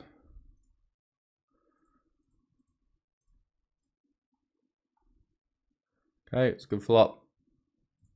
Probably just going to go small here, try and... I'm not going to fall into this trap, that looks strong. Try and induce a raise or something. Can just obviously go small anyway. There you go, there's the raise. Just going to call and let him do his thing. Hope he doesn't have pocket 5s and hope he very much does have a random ace jack offsuit. I'm going to give him a little bit of Hollywood before I click call. I would rather avoid the snap jam. Jam's actually not great. We're not folding. Half pot's so good. So good. So yeah, calling and then just calling every river. Even if it is an ace, which would be the worst river in the deck.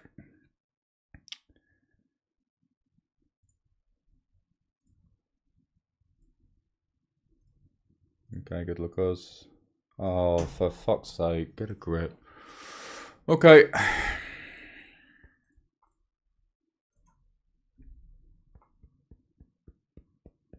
Yeah, I mean, it'll happen sometimes. What can you do? As I say, I'd not played poker for 2 weeks, and today, like, I have been fucking blasted by the deck. I really have. Just people making some absurd hands. But there we go. Nice hand to our opponent. King, queen, just jacks, too much showdown value. Could definitely, probably will check call, actually. Mr. Has No Name, do you play on GG? No, I don't, and that's not going to change anytime soon. Rake too high. Don't agree with how they do things, to be honest, so... Gonna call the king, queen. There's just infinite fucking 10-9 offsuit and stuff, so, yeah.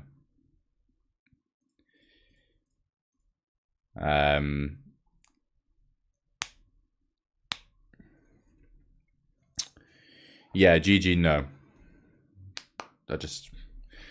I'm in like a few discords as well, and you see the people talking on like, you know, about the like discussing GG, and it's all just always like, oh, what's your PVI, what's your rake back like, what's this, what's that, and it's just a series of people just kind of clocking in and trying to hit leaderboards and trying to hit rake back, and I don't like that. I don't think that's what the game should be about. You know, people kind of almost at this point, they're accepting that they're not winning and they're just trying to hit these leaderboards and stuff, and I don't know, it doesn't align. I don't like that at all. So that's not what I'm about. I'm not about to sit and play 10 hours a day, so you won't see me on GG, essentially. Like if you want to do high volume and stuff like that, then it's definitely an option. But there's also options elsewhere.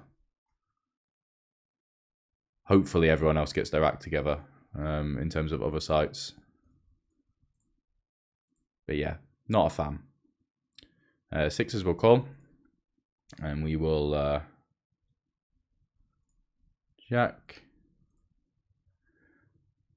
Aces will open. This looks like one of those sessions where variance comes in the form of people re-raising a bunch and making our play way tougher and them just having it most of the time. Yeah, I mean, it does happen, unfortunately. I'd say it's good you can see it. Like, a lot of my YouTubes, and I've said this before, like I do just hit record and then upload it. I'm not cherry picking sessions. But I've ran very well in the YouTube videos that I have posted. I'm just going to go massive here.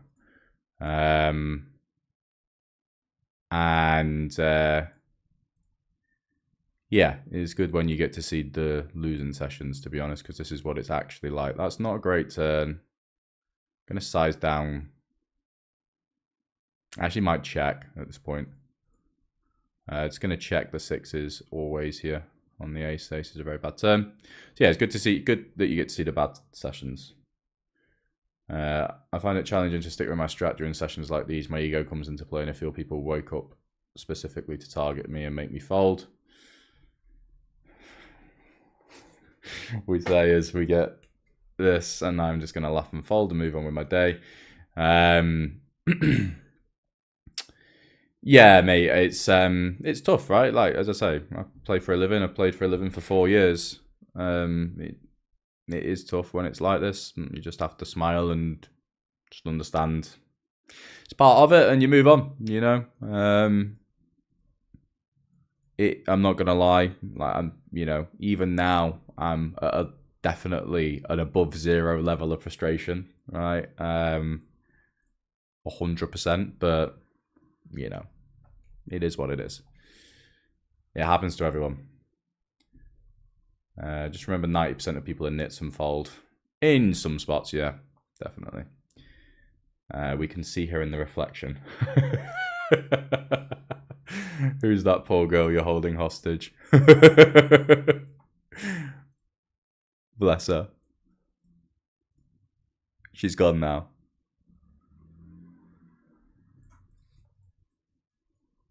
Locked back up against the radiator.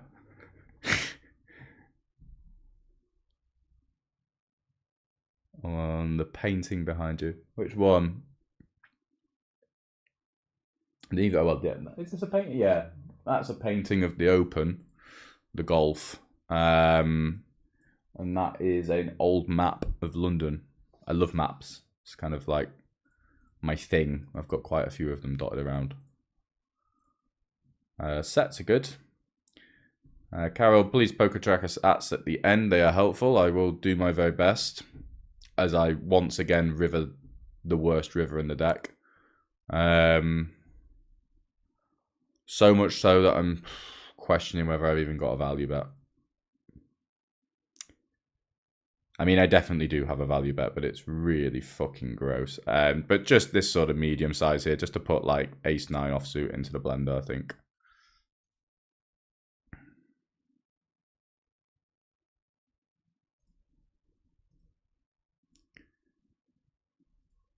And if we get raised, it will be really fucking close, actually.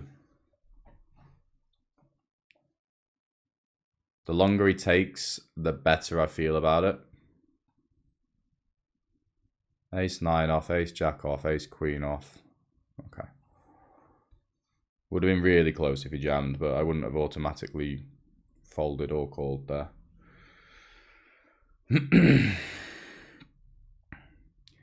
PokerStars didn't organise any promotion or cash giveaway for the holidays. Such a disappointment. I don't know. Maybe, yeah, fair enough.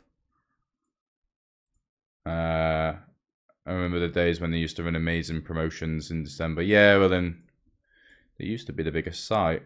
I'm going to bet small here with my...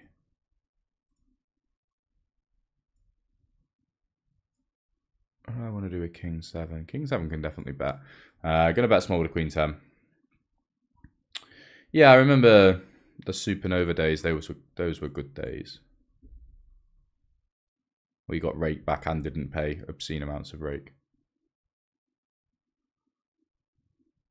Because whilst I've been a pro this time around for 4 years, I did play poker relatively seriously about 10 years ago. It did not go very well for me, but we learned a lot. Gonna check King 7 on the 8, I think. The rec finds the 3-3 theory approved from. Have we been in the solver for that one, have we? Are you lucky in general? Would recommend playing GG and hitting the bad beat jackpot? If so, I think I'm quite lucky in general. Yes. Just Is there a 4 straight here? Gonna raise the 7. I think there's fat value here. There's no 4 straight, right? I think he's got 7-6. I'm also probably... I don't know how I feel if he 3-bets.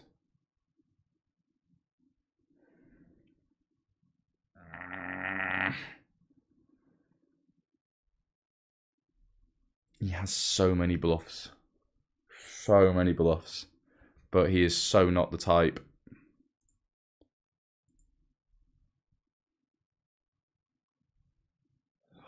Such a nit. 5-6, 5-4, 7-6. I might lose to an 8. Okay.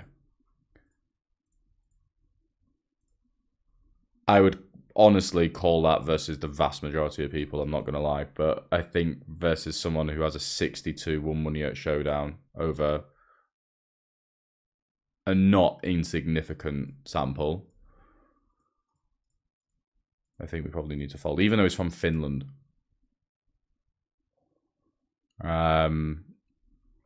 Looks like a fun session you're having here. Yeah, it's not profitable, but it's definitely fun.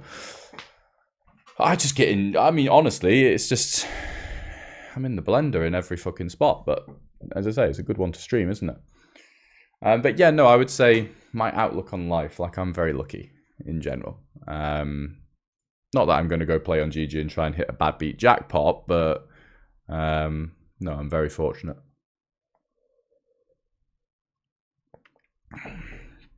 I get to play cards for a living. I live in a nice city, you know. I've got a wonderful fiance. I'm healthy. Got good family, you know, all of these things. I'm very fortunate. So, got to take stock of that sometimes, I think. We're going to 3-bet the ace-jack.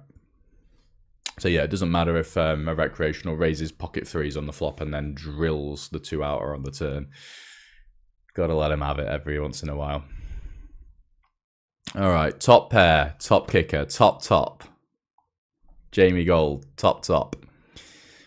What am I going to do? I'm going to bet small again, and I'm also going to try and induce something. All right, quick call. I'm going to check the turn, and then I'm going to shut my eyes. I think it's too thin to value bet, but we can keep his range wide by checking. He will have a queen every now and again. He will have some strong hands here, but again, just give the recreationals rope here. Not going to be folding.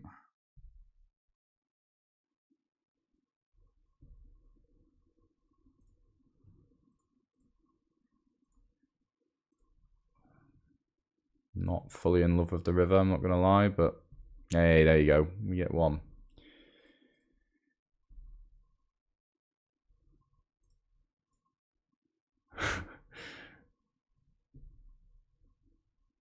It's funny you say that, like, are you, to them, this isn't a game of luck. It very much is.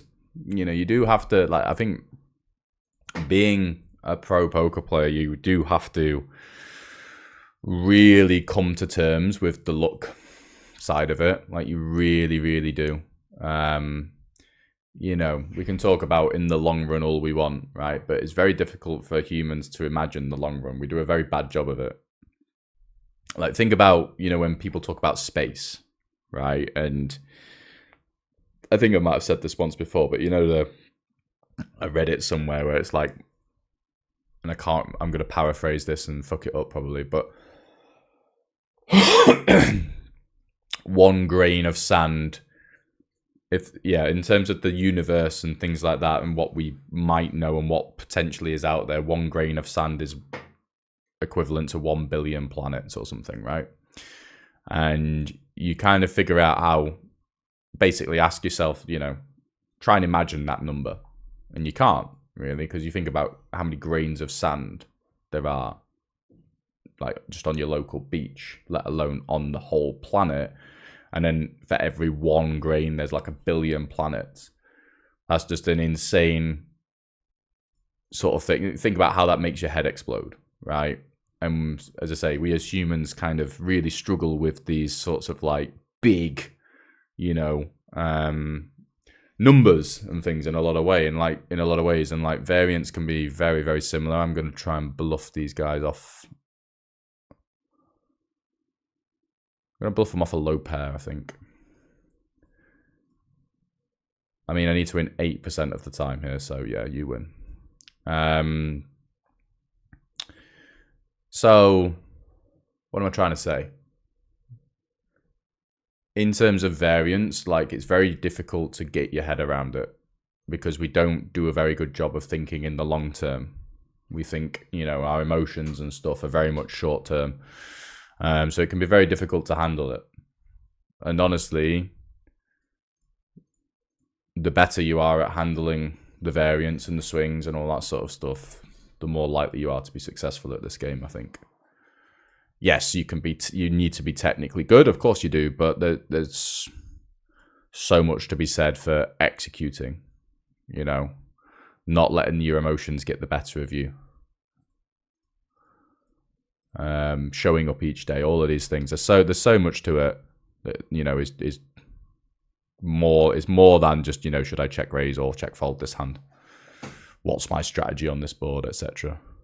Just being able to deal with all the kind of bad beats and shit that comes your way is a really, really important skill to try and learn, essentially. I'm going to check to this guy and I'm going to check raise him, I think. He seems very loose and fun.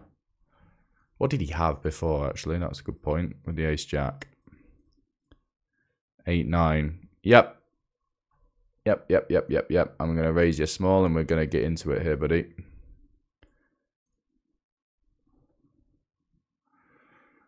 I'm probably going to check the turn a lot, unimproved.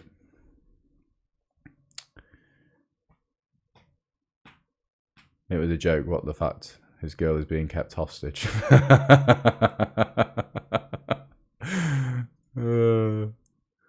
If you listen closely, you'll be able to hear a rattling against the radiator.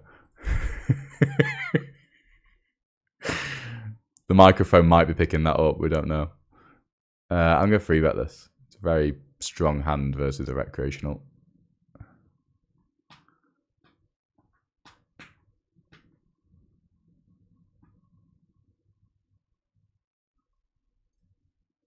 King. Oh, I might actually need to defend this versus this size. I think I probably do need to defend this actually with the suits.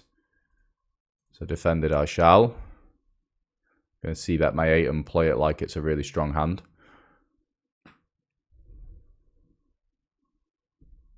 The top. I've got top, baby. Gonna fold King Jack now. And I'm going to check here and then never fold the river here. That's a really bad river again. Just give me like the fucking 5. We might win, but it's a really bad river. Okay. Surprised he didn't bluff that. Spot after spot after spot today. Yeah, definitely. But it makes a good viewing, doesn't it? Ever thought about moving out of the UK and furthering your poker career elsewhere? Yes, so the other half's actually American. So we are still contemplating moving to America. It looks a little bit less likely now than it did before. With our circumstances and stuff, so we'll probably be in the UK for a little bit longer. In general, like my stance, like I'm engaged now, so I have to consider Zoe basically and her career and things like that. So like if we are to move anywhere, it's only really going to be here or America at this point. Whereas if I was young, free and single, I would probably be in Canada or something with the world's best time zone for playing poker. Always kind of like I've never been to Canada, but I'd like the idea of like going to Vancouver and just waking up and like, you know, it's 8 a.m. and it's like peak time for playing, and just grinding it out in the day and then having a life in, you know, the evenings and stuff. But yeah, America potentially, but yeah, we're leaning towards staying in the UK for a bit longer, which I'm completely fine with. Like, I'm English and I do love living here, actually. Like, I've been to many different countries before and stuff like that for, you know, extended periods of time. I spent extended time in America. I was in Malta for a little bit, way back when. Again, this is like 10 years ago. Spent quite a bit of time in Italy and so on. Been a few places here and there, whilst not, you know, ever going traveling or anything. But the UK always feels like home to me, essentially. It really does. So I would quite happily settle down here, but also quite happily settle down in America as well, if that ends up being the route we go down. And if that happens, then depending on what the poker landscape looks like, I would imagine I'd end up playing a lot more live, essentially.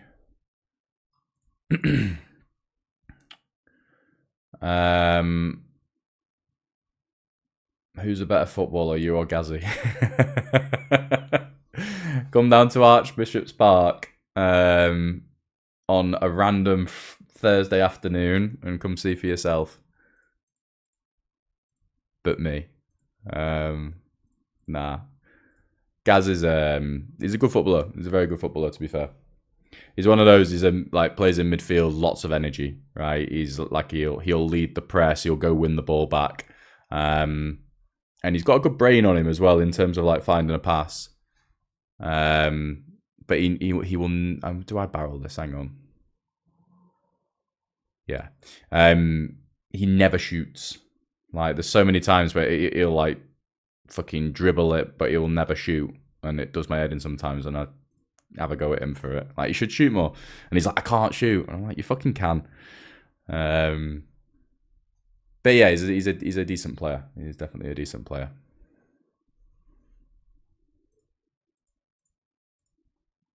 But I am better.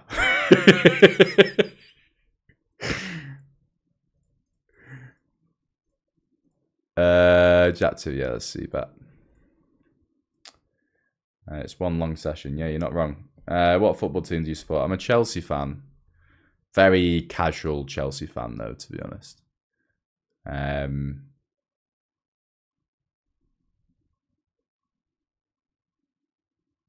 going to check this. Again, just horrendous river. I'm going to call, but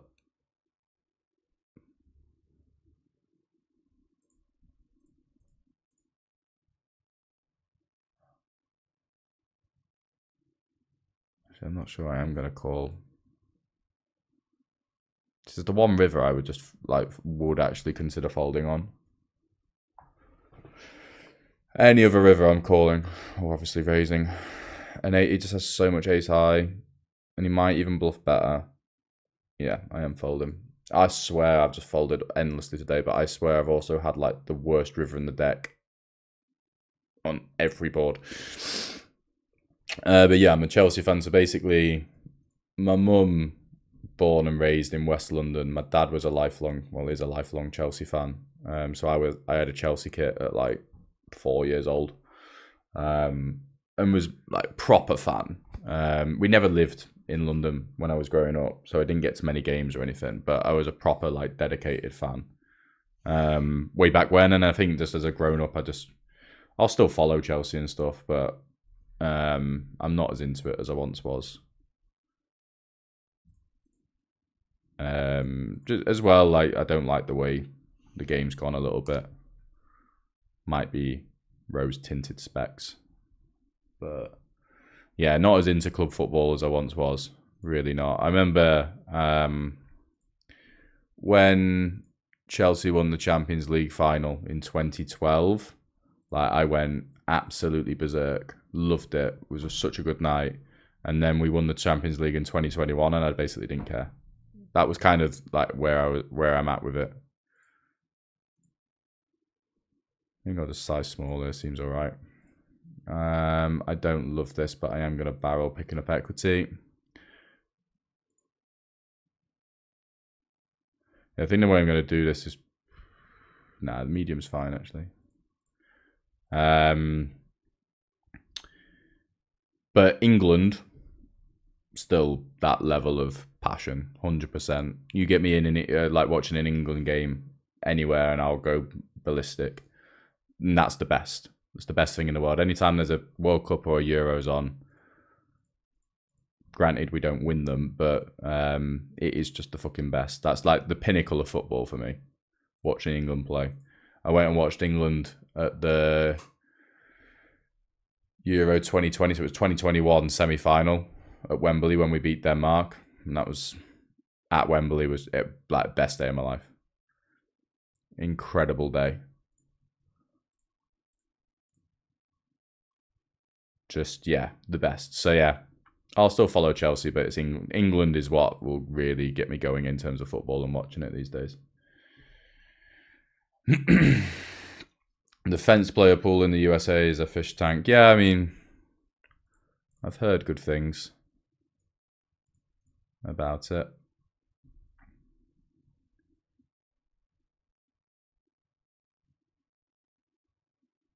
The US is just very good for poker in general. I mean, there's a lot of... It's just very big over there. There's a big passion for it. There really is. I feel like it's more... I'm going to defend this. That's a good flop. It's more part of the culture, in a way, in the States, I think, than it is in any other country.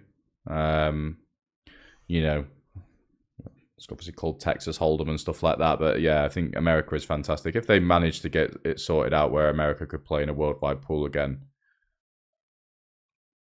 it really would be fantastic for the game. All right, let's try and win a stack for 7. I'm just going to try and stack ace king here.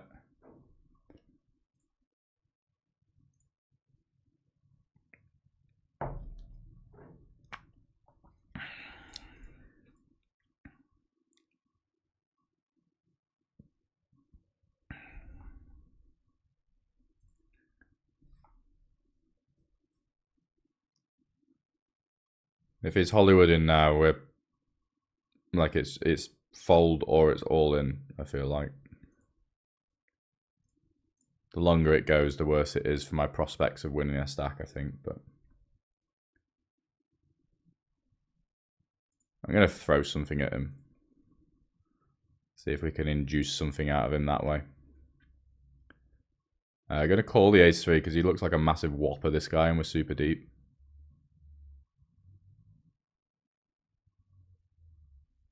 Damn. Another spot.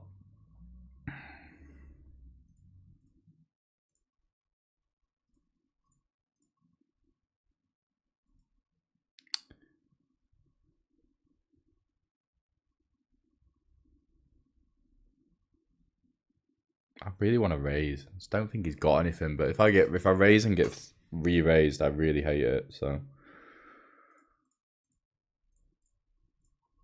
did someone say the worst turn in the deck?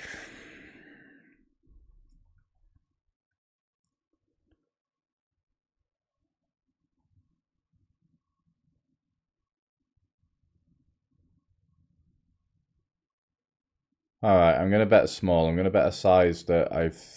Let me think about this. A size where he doesn't check raise all in, but he also folds pocket tens.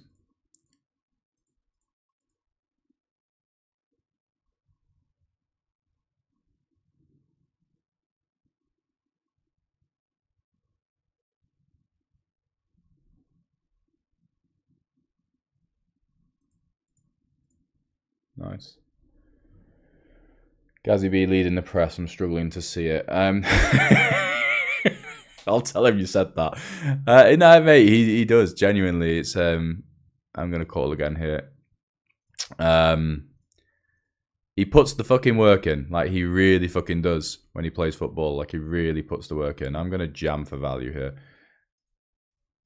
And he will. He'll go fucking close. He wins. Like, for me, the best part of his game is him winning the ball back. Like, he really he was very, very good at that.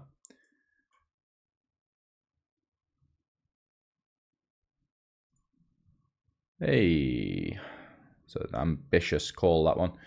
I lived in UK, NCL for 5 years. Where's NCL?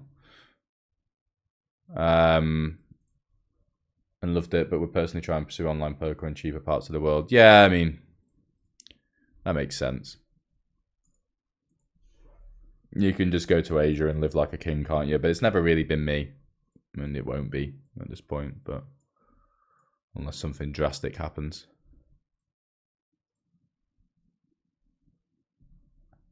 Gazzy B never shoots. He should punt then.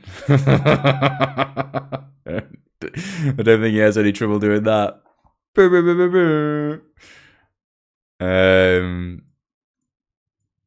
I see you play live too. Isn't live poker softer and more profitable? Yeah, I mean, he's definitely softer. There's no doubt about that. But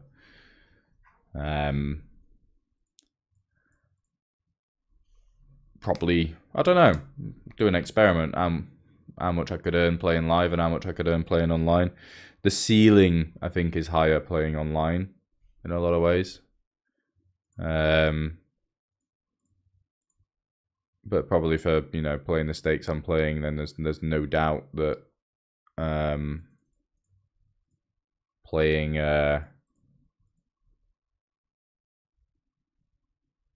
playing live would probably make me more money, but then I'd also have to be nocturnal, and I don't really want to be doing that. I'm a morning guy. I like it. So I'll flick the odd live session in every now and again, but or go, as I say, if I move to America, then I'd play a lot more live because you can just rock up to fucking wherever at 10 a.m. and play all day long. Gonna triple this. How big do I want to go?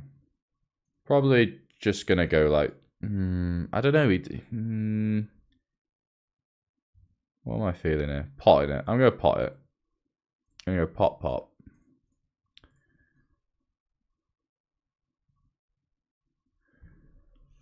Lovely. Are we getting a bit of heat? Are we catching a bit of heat now? Definitely making more hands. Live, you can only play one table with about 20 hands per hour. Per hour, it might not turn out so well. Yeah, obviously that's the downside. Online, even as I say, I don't play many tables, but like 400 hands an hour, in and around that, pretty often. Which is a lot more than live, but obviously live your win rate is undoubtedly way higher because you're just at the table with 3 recreationals all day long.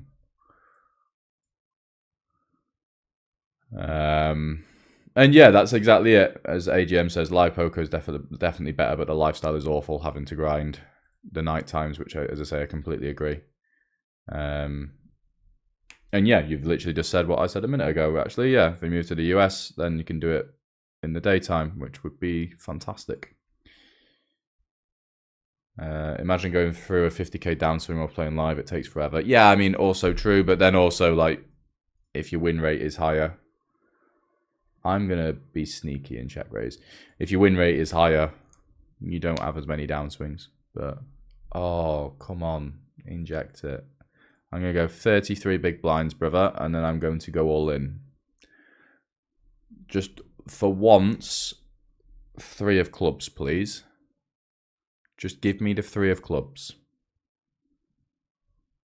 That's all I want. 3 of clubs. Okay. We'll never know. I'm definitely making more hands now. I'm living in the city where Drogba become famous on the European scene. Marseille. He leads. I'm going to call, I think. Drop those. Do you know what I like? In London, they have it in Manchester as well. You might have seen online, like the classic football shirt shops. They have one in Spitalfields in London, which is not too far away from me. And I fucking love it in there. Like, I love a retro football shirt. Where's my England shirt? I'll show you. If I can find it.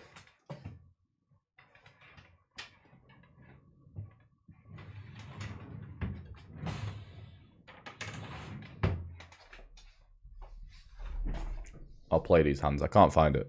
Hang on. Go on then, mate. Let's read that.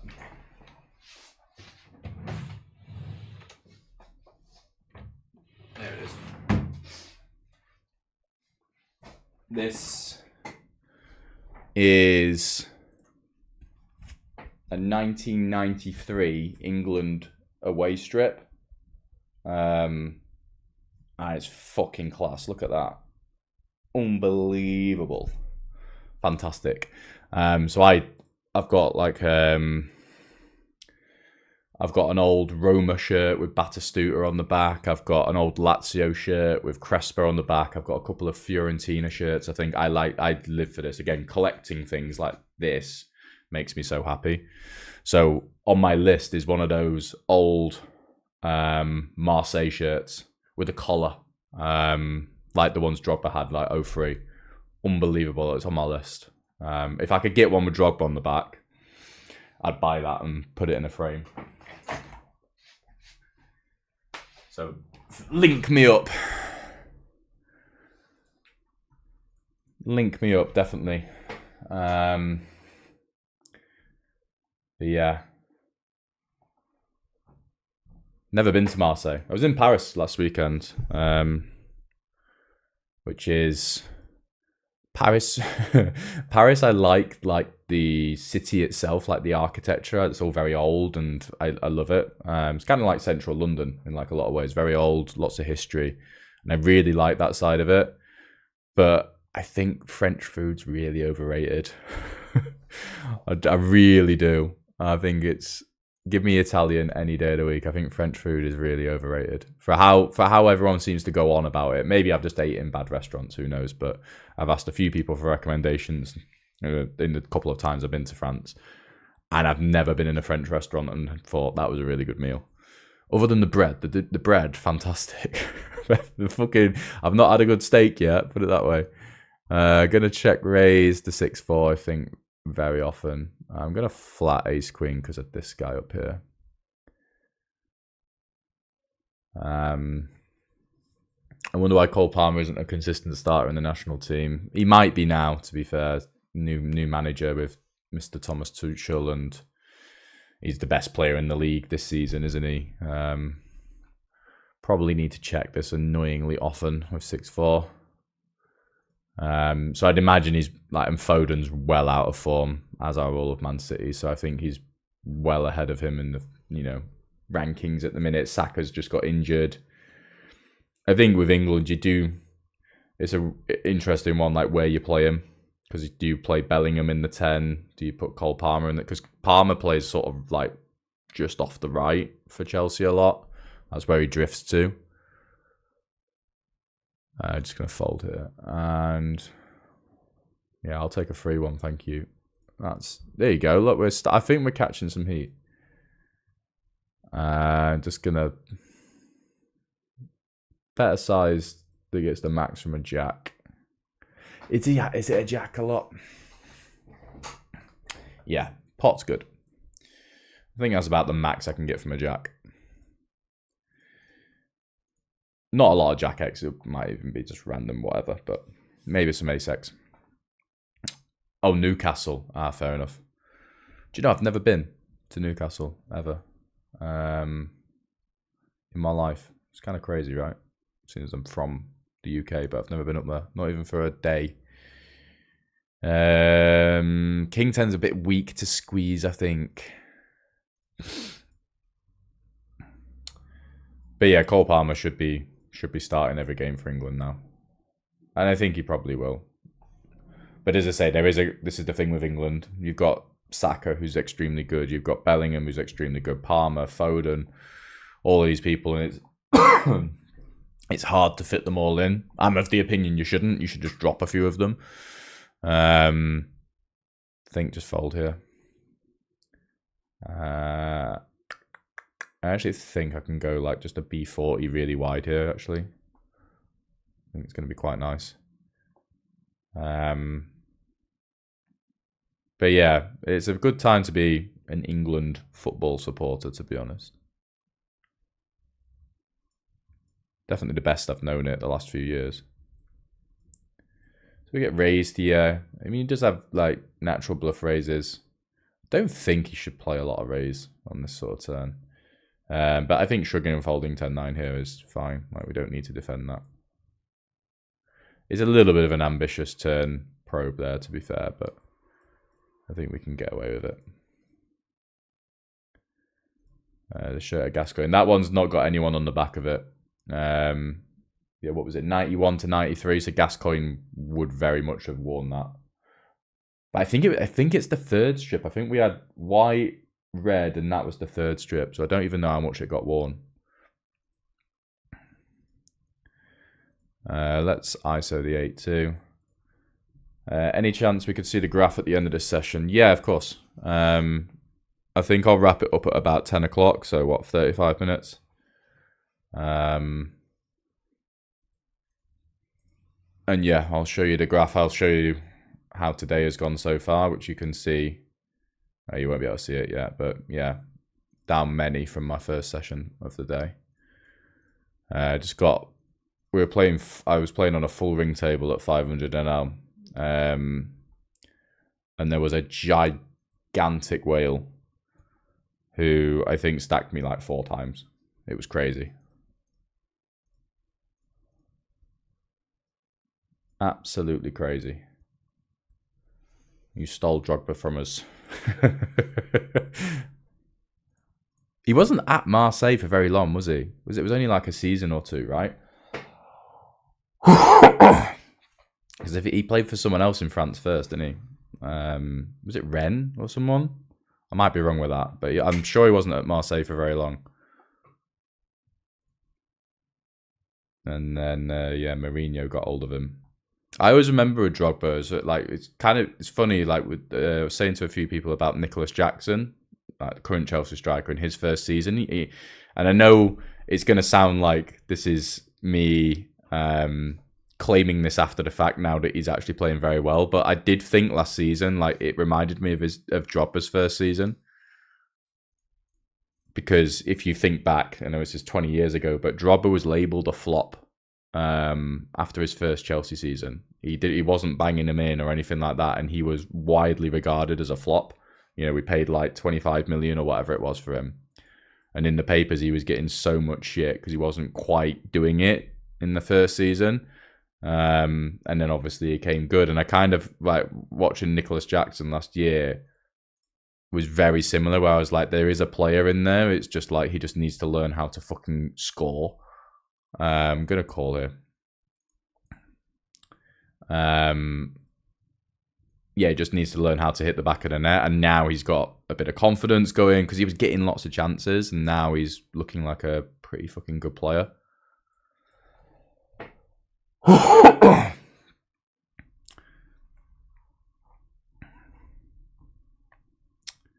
Jack 9-5 is quite intuitive to play big bets on. But we are deeper. And big bets is built around overpairs and leveraging that. So I think instead I'm going to go to small bet and often. I'm going to do the same here as well to try and play with this guy.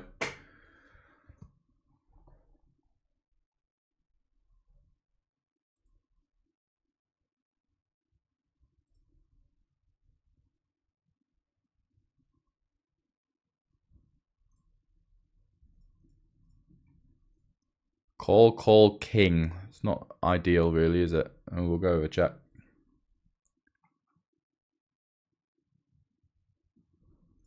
$300 bigs. Sure. I am not folding pocket sixes.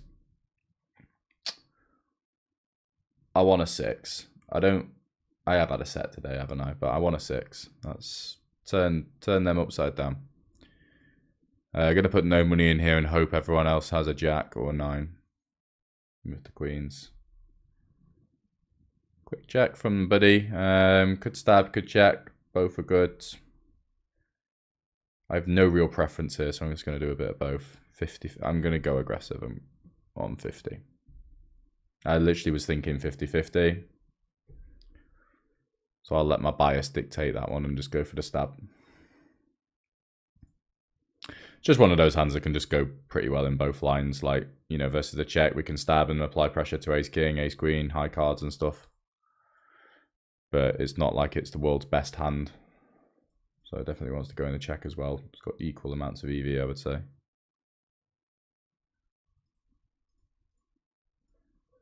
It's been an interesting session to look at. We must still be losing. Even though, like, you know, there's what, 2.5. Yeah, we have to still be losing. I think we've only got stacked once, but we just lost like loads of medium pots. So I think we have to be losing. But it's nice that we've had a little bit of an uptick.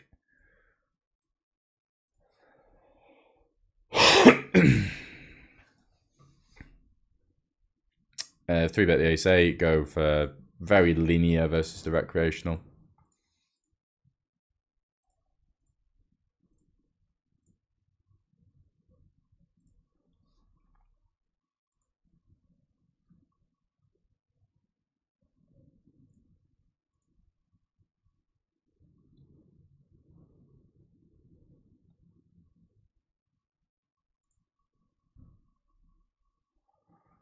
Okay, king 4-3. We need a lot of check on this board, actually.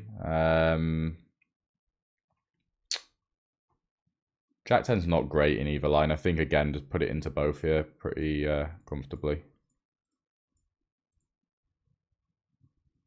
I think we still get to fold king 3 for a min raise. Ah, that was it. Gwyn, and yeah. I'm gonna butcher the pronunciation, but en avant Gwyngamp. That's how I would say it. That's definitely not how French people say it, but there we go. What even is French food? Bread and well, big in Paris is the like entrecôte, isn't it? The like, which is basically steak and chips. Which is right up my street, but I just, yeah, I don't know where I've had it, and I haven't gone to the place that everyone recommended, which was, I think, called L'Entrecôte or something. Haven't been to that place, which everyone raves about, because they don't take bookings and you have to queue, and we didn't really fancy doing that. But yeah, every time I've had a steak, it's just been kind of just gristly and not great. Do you know the best steak I ever had was one of my Mrs.'s mates in LA. He had us over to stay, and we were going to a wedding, and he had this one of the Traeger grills, and he cooked this tri-tip in this grill for hours, mate, and we ate it with our hands before this wedding. Like, didn't even have he just carved it all up, and I was eating it with my hands, and it is hands down the best steak I've ever had in my life, and it's from a guy in his back garden with his grill. It was fucking insane. I'm gonna ISO really big here, going with a little sneaky turn probe with the 9s, and I'm gonna check and chop, and yeah, I think we can play 4-bet, get it in, and we can flat as well. We'll flat this time.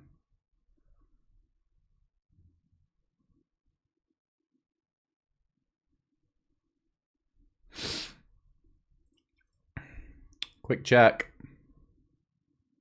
Yeah, happy stabbing, happy checking. I think both are going to be fine here. I can call a check raise pretty comfortably, so I'm happy stabbing and getting into that line.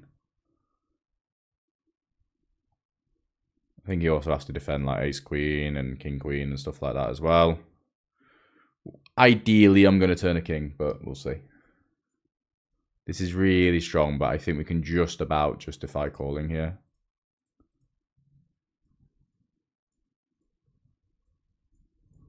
Yeah, that's the best turn that I could have hoped for.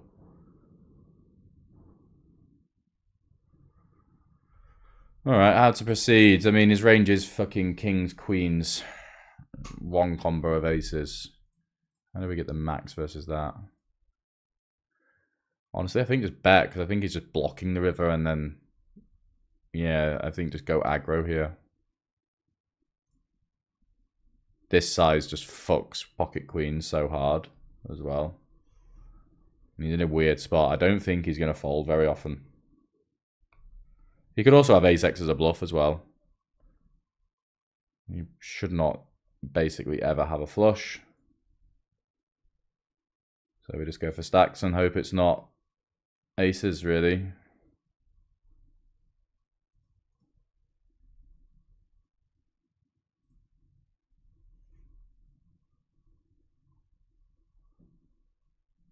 Pretty nice spot to get into, isn't it, with ace-king? That's why we can stab the flop. You can call a check raise and spike an ace, and like, what do you do now with your queens, mate? He might hero, you know. He genuinely might hero here, because I've rep very thin. And his range has no air in it. So I genuinely think he might hero this pretty often. And then I'll catch up with the chat.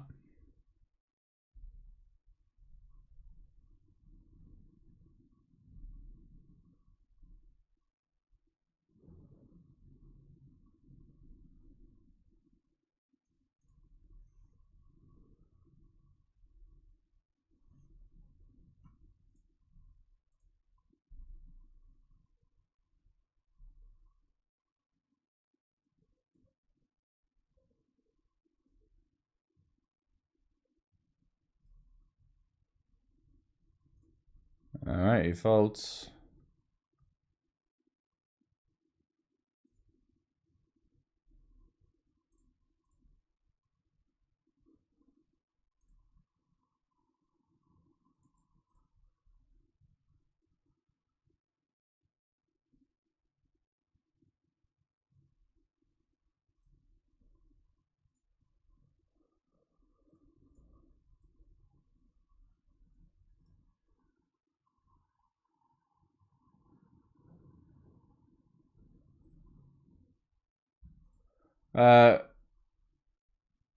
Right. Just one season in Marseille, left as a legend. Yeah, only one season it was, okay.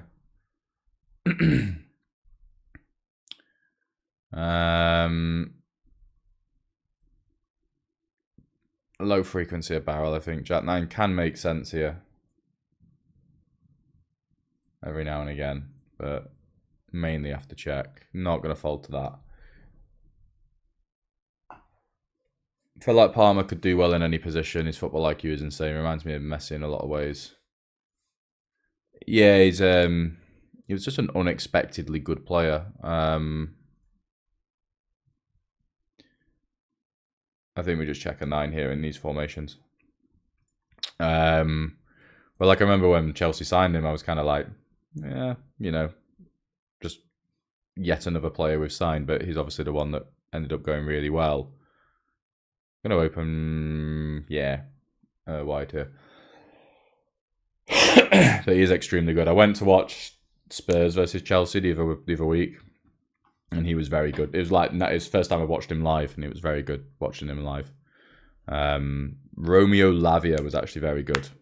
He only played the first half, but I was really impressed with him. Like, really strong and tidy on the ball. But Cole Palmer was really good to watch as well. Palmer will win Ballon d'Or at some stage. Maybe, maybe not. It's hard to say with this, like, you know, Ballon d'Or, there's so many good players in the world. And then obviously you've had all of it this year where, you know, the whole of Real Madrid thought Vinny Jr. should have won it and Rodri did instead. Which I think is fair. Like, Rodri's been so good for Man City for so long, and like, the Ballon d'Or doesn't always have to be an attacking player that wins it. I think it's nice that Rodri actually went on and won it. And it's no coincidence that, you know, he does his ACL, he's out the City team, and then they fall to bits. He's so important to them and to Spain. Like, he was so good in the Euros for Spain. He was incredible for them.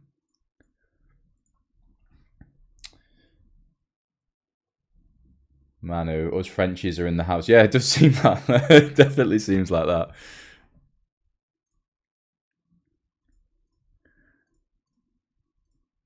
You boys have got a good football team, though. You always have.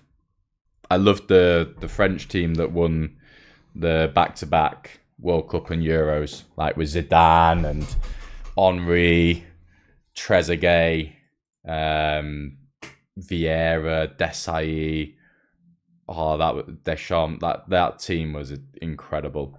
That was stacked. There was not a single bad player in that team. Like, the whole, from back to front, the whole team was incredible.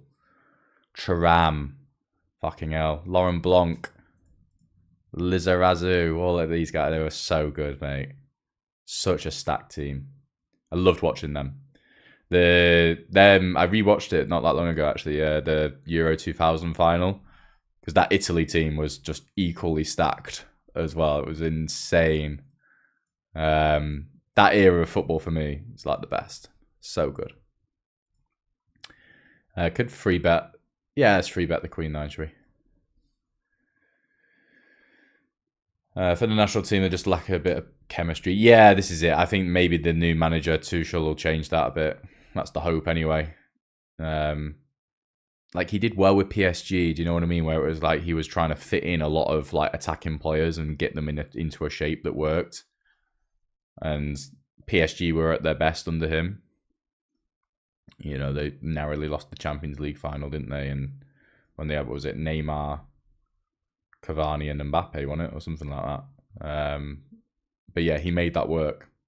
So hopefully he could do something similar with England.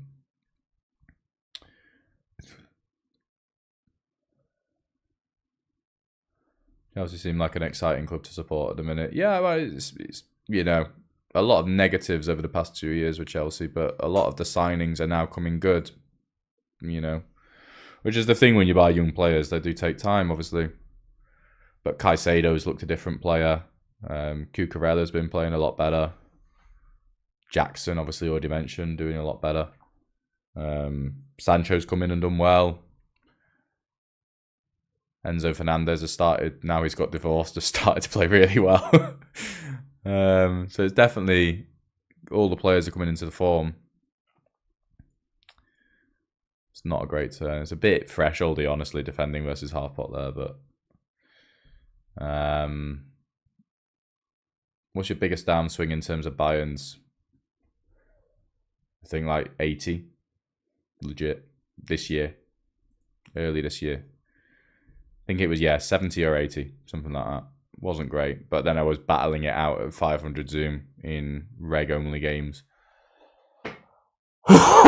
Going for rake back, ironically, which is something I've vowed never to do again, so...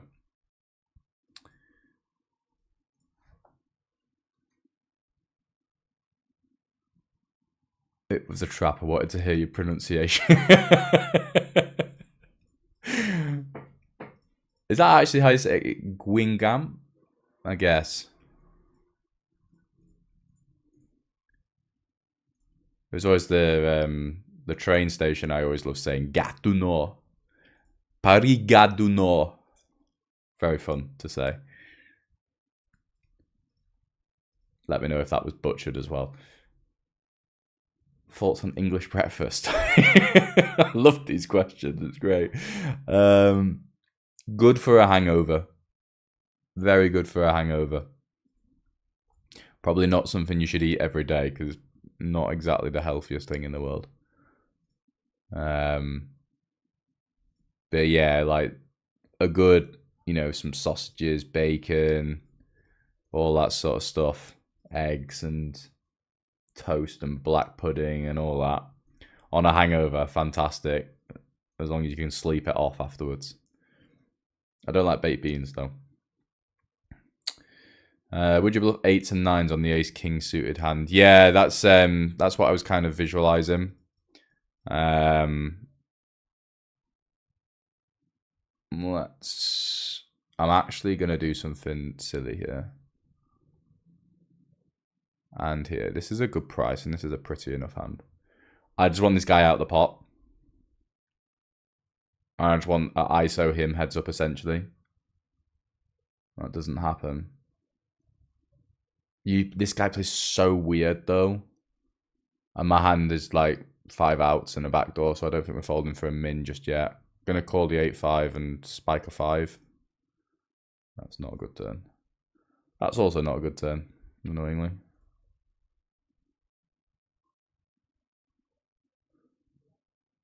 Do I have showdown here? He goes big on the flop, didn't he? And then he's checked the jack. It's not great, but I'm not putting any more money in.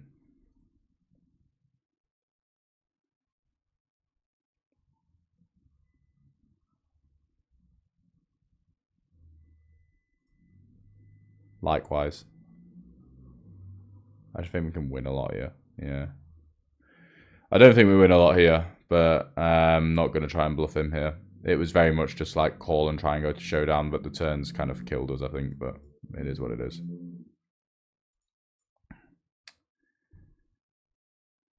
But yeah, where's the ace king hand? Yeah, like if I bet call like 8s and 9s here, which I think I probably have to every now and again, I'd start blasting them at this point.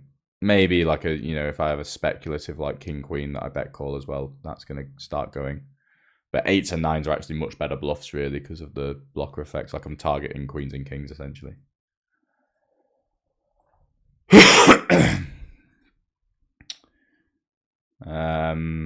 Hard to find bluffs on the river. Yeah, exactly. Not easy. That's why, as I say, if you have queens here, you should just be folding, but still got like 50 seconds of time bank. People struggle to fold strong hands. I'm gonna call 9-7. The 98 team, I was not born. Yeah, I mean, I was only 7 with that team. The 98 World Cup is like the first tournament like I can remember. Gonna check here. Actually, yeah. It's a fun river. Yeah, I remember us getting knocked out on penalties by Argentina vividly. And my dad nearly fucking kicking the TV in. This, honestly, I'm calling, but this is a flush. Like, really often, annoyingly. But was not expecting it to be ace-9. But there we go. Interesting line, that. That's very sort of VIP territory. We might have some fun with him in the next 15 minutes if we get into a hand with him.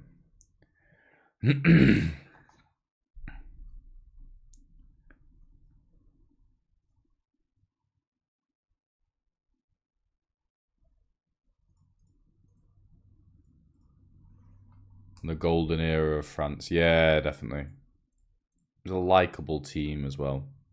Well, that was the thing with France back then, right? Like, it was... The football team brought the country together a little bit, right? I think I remember, like, there was a documentary on it all, because obviously it was the... you know, a lot of players from different backgrounds and stuff like that, different races and so on, bringing the country together.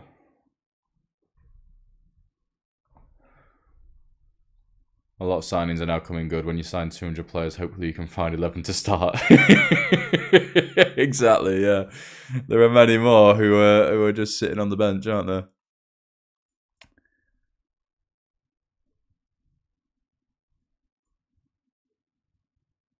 Throw enough shit at the wall and hope some of it sticks, isn't it? I'm just going to turn the nuts. Damn. One of these times today, that is going to work. I'm going to river the nuts. And then he's going to bet, and then I'm going to go all in. It is a Jack of Hearts coming. Not quite. Ooh. I'm so tempted to bet, but I'm not going to. I don't believe I can get him to fold like a strong hand. I could get him to fold that, I think, but I think that guy was quite kind of passive.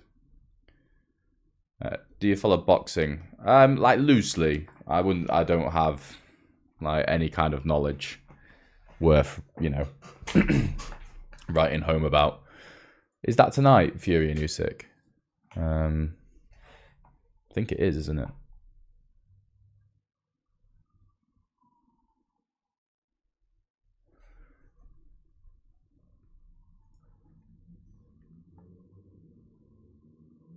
So text me an hour ago saying stop drinking so close to the mic. So apologies for that an hour ago.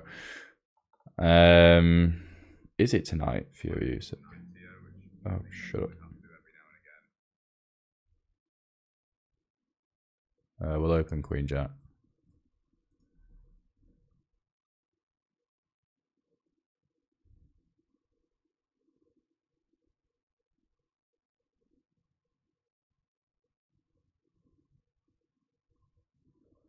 Wait, it's on Sunday?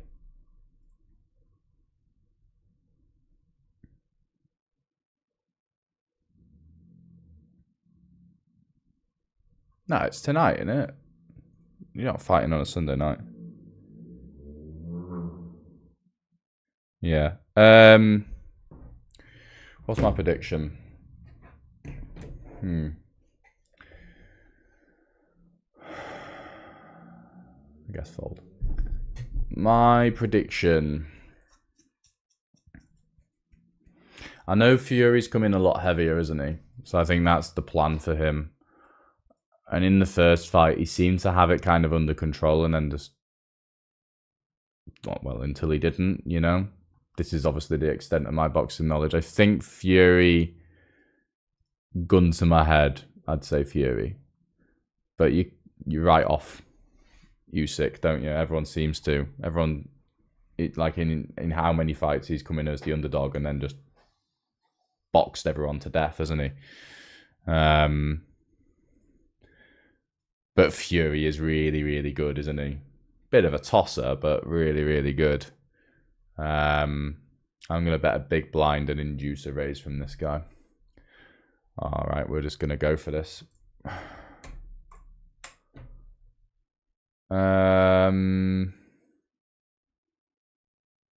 Yeah, 25, mate. What are you going to do with that? Damn. Yeah, gun to my head, I'd say Fury, but honestly, Ace King versus Pocket Queens is how it's in my head.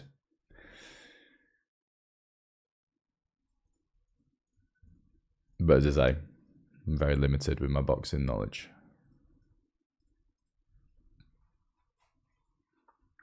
I wonder what it's on. Might watch it. Surely it's in Saudi Arabia, isn't it? Surely it should be on quite soon. Usually is. But then... Can someone tell me what time the Usyk fight is at? Just because I can't be asked to wait 4 minutes to find out. I've only had English breakfast once in my 5 years there, and it was when I was hungover. You're doing it right. You're doing it right, my friend. It's the only time to do it. Unless you want to die of heart disease.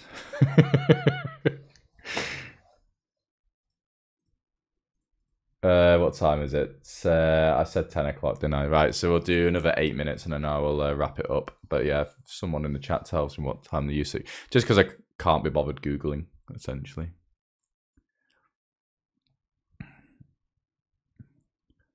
Oh, it is in the next hour. Okay.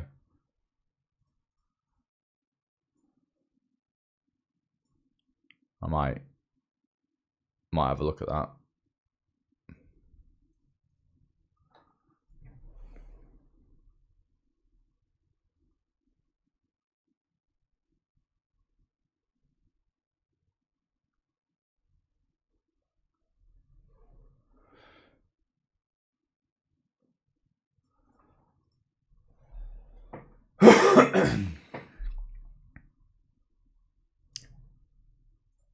I love you, Simon, but I'm Team Usyk. Yeah, honestly, I don't care who wins. I really like Usyk. I think he's just a very, very humble guy and a good champion. I think Tyson Fury, yeah, I mean, he's clearly just a bit of a wanker, but he's done a lot of good things, like, you know, with his comeback with mental health and stuff like that, I think was great. But some of the other things you know, the way he behaves and stuff like that, it's not a massive fan. I really like Usyk. So, you know, it's one of those. I think, as I say, if you put a gun to my head, I'd say Fury would win, but I don't know who I want to win. Like, I'm not in Team Fury by any stretch. 10:30 UK time. Yeah, we'll wrap this up in 5 minutes then, and I'm going to go down and, yeah, pay 25 quid and watch that. Or however much it is. Going to call the ace queen. Yeah, let's sit out next big blind then. Going to check back this. I think that's not a great turn. So I don't think we need to find 9-8.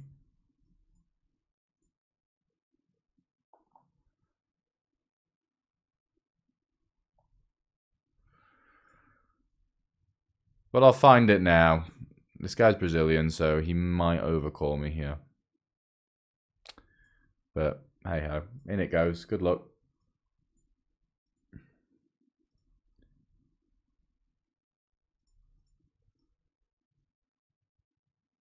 There you go, gets through. Right, yeah, we'll set our next big blind and then we'll look at the results. So we may have recovered. I mean, we may have recovered. I still think we've lost. If you're going to get gassed after 6 rounds, then GG if Usyk isn't hurt by then. Yeah, could easily be the case. Obviously, if he's coming in heavier, I think his plan is to use that, isn't it? Use that size advantage because he's much taller and much bigger anyway, isn't he? But obviously, if you're heavier, you're probably going to get tired quicker. Building up stacks. I don't think we are in the green. I really don't.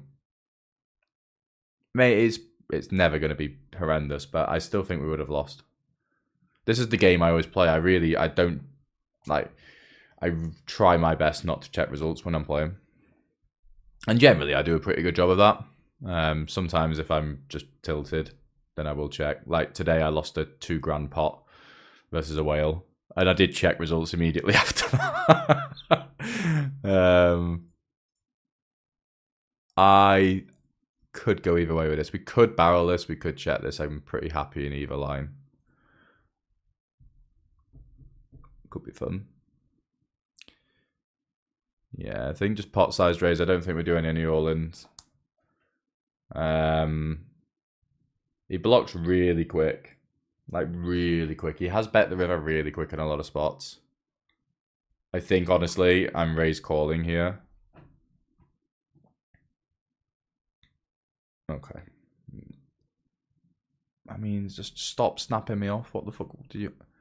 Oh, come on, mate. Give me the respect that I deserve. Fucking snap me off with ace-8 there. Twice this guy snapped me with bluff catchers. Put some respect on my name. Right, let's have a look at how we did. So this was earlier on. So we were down minus 1,600. With, yeah, playing lots of 500 and L and losing stacks to regs, to whales. So let's go results and then let's go 200 zoom. $98. Not bad, is it? Yeah, we're down 3 buy-ins at one point and we recovered it back. It was not bad, actually. Nice little recovery at the end. Just purely just from hitting more hands and running a bit better, to be fair. I think we had a bit of a losing red line in that one. Obviously normal. Oh yeah, very much so. Well, of course, actually thinking about it, we just fucking folded all the time, didn't we? Let's have a look at the reports for this then. you guys probably can't see this actually, can you? I'll read it out. Sorry, this is obviously really small because of the big screen. But VPIP, we played lots of hands. Really low went to showdown. Really high won money at showdown, actually. I think, again, because I just kept folding before people could show me the nuts. Lots of C betting.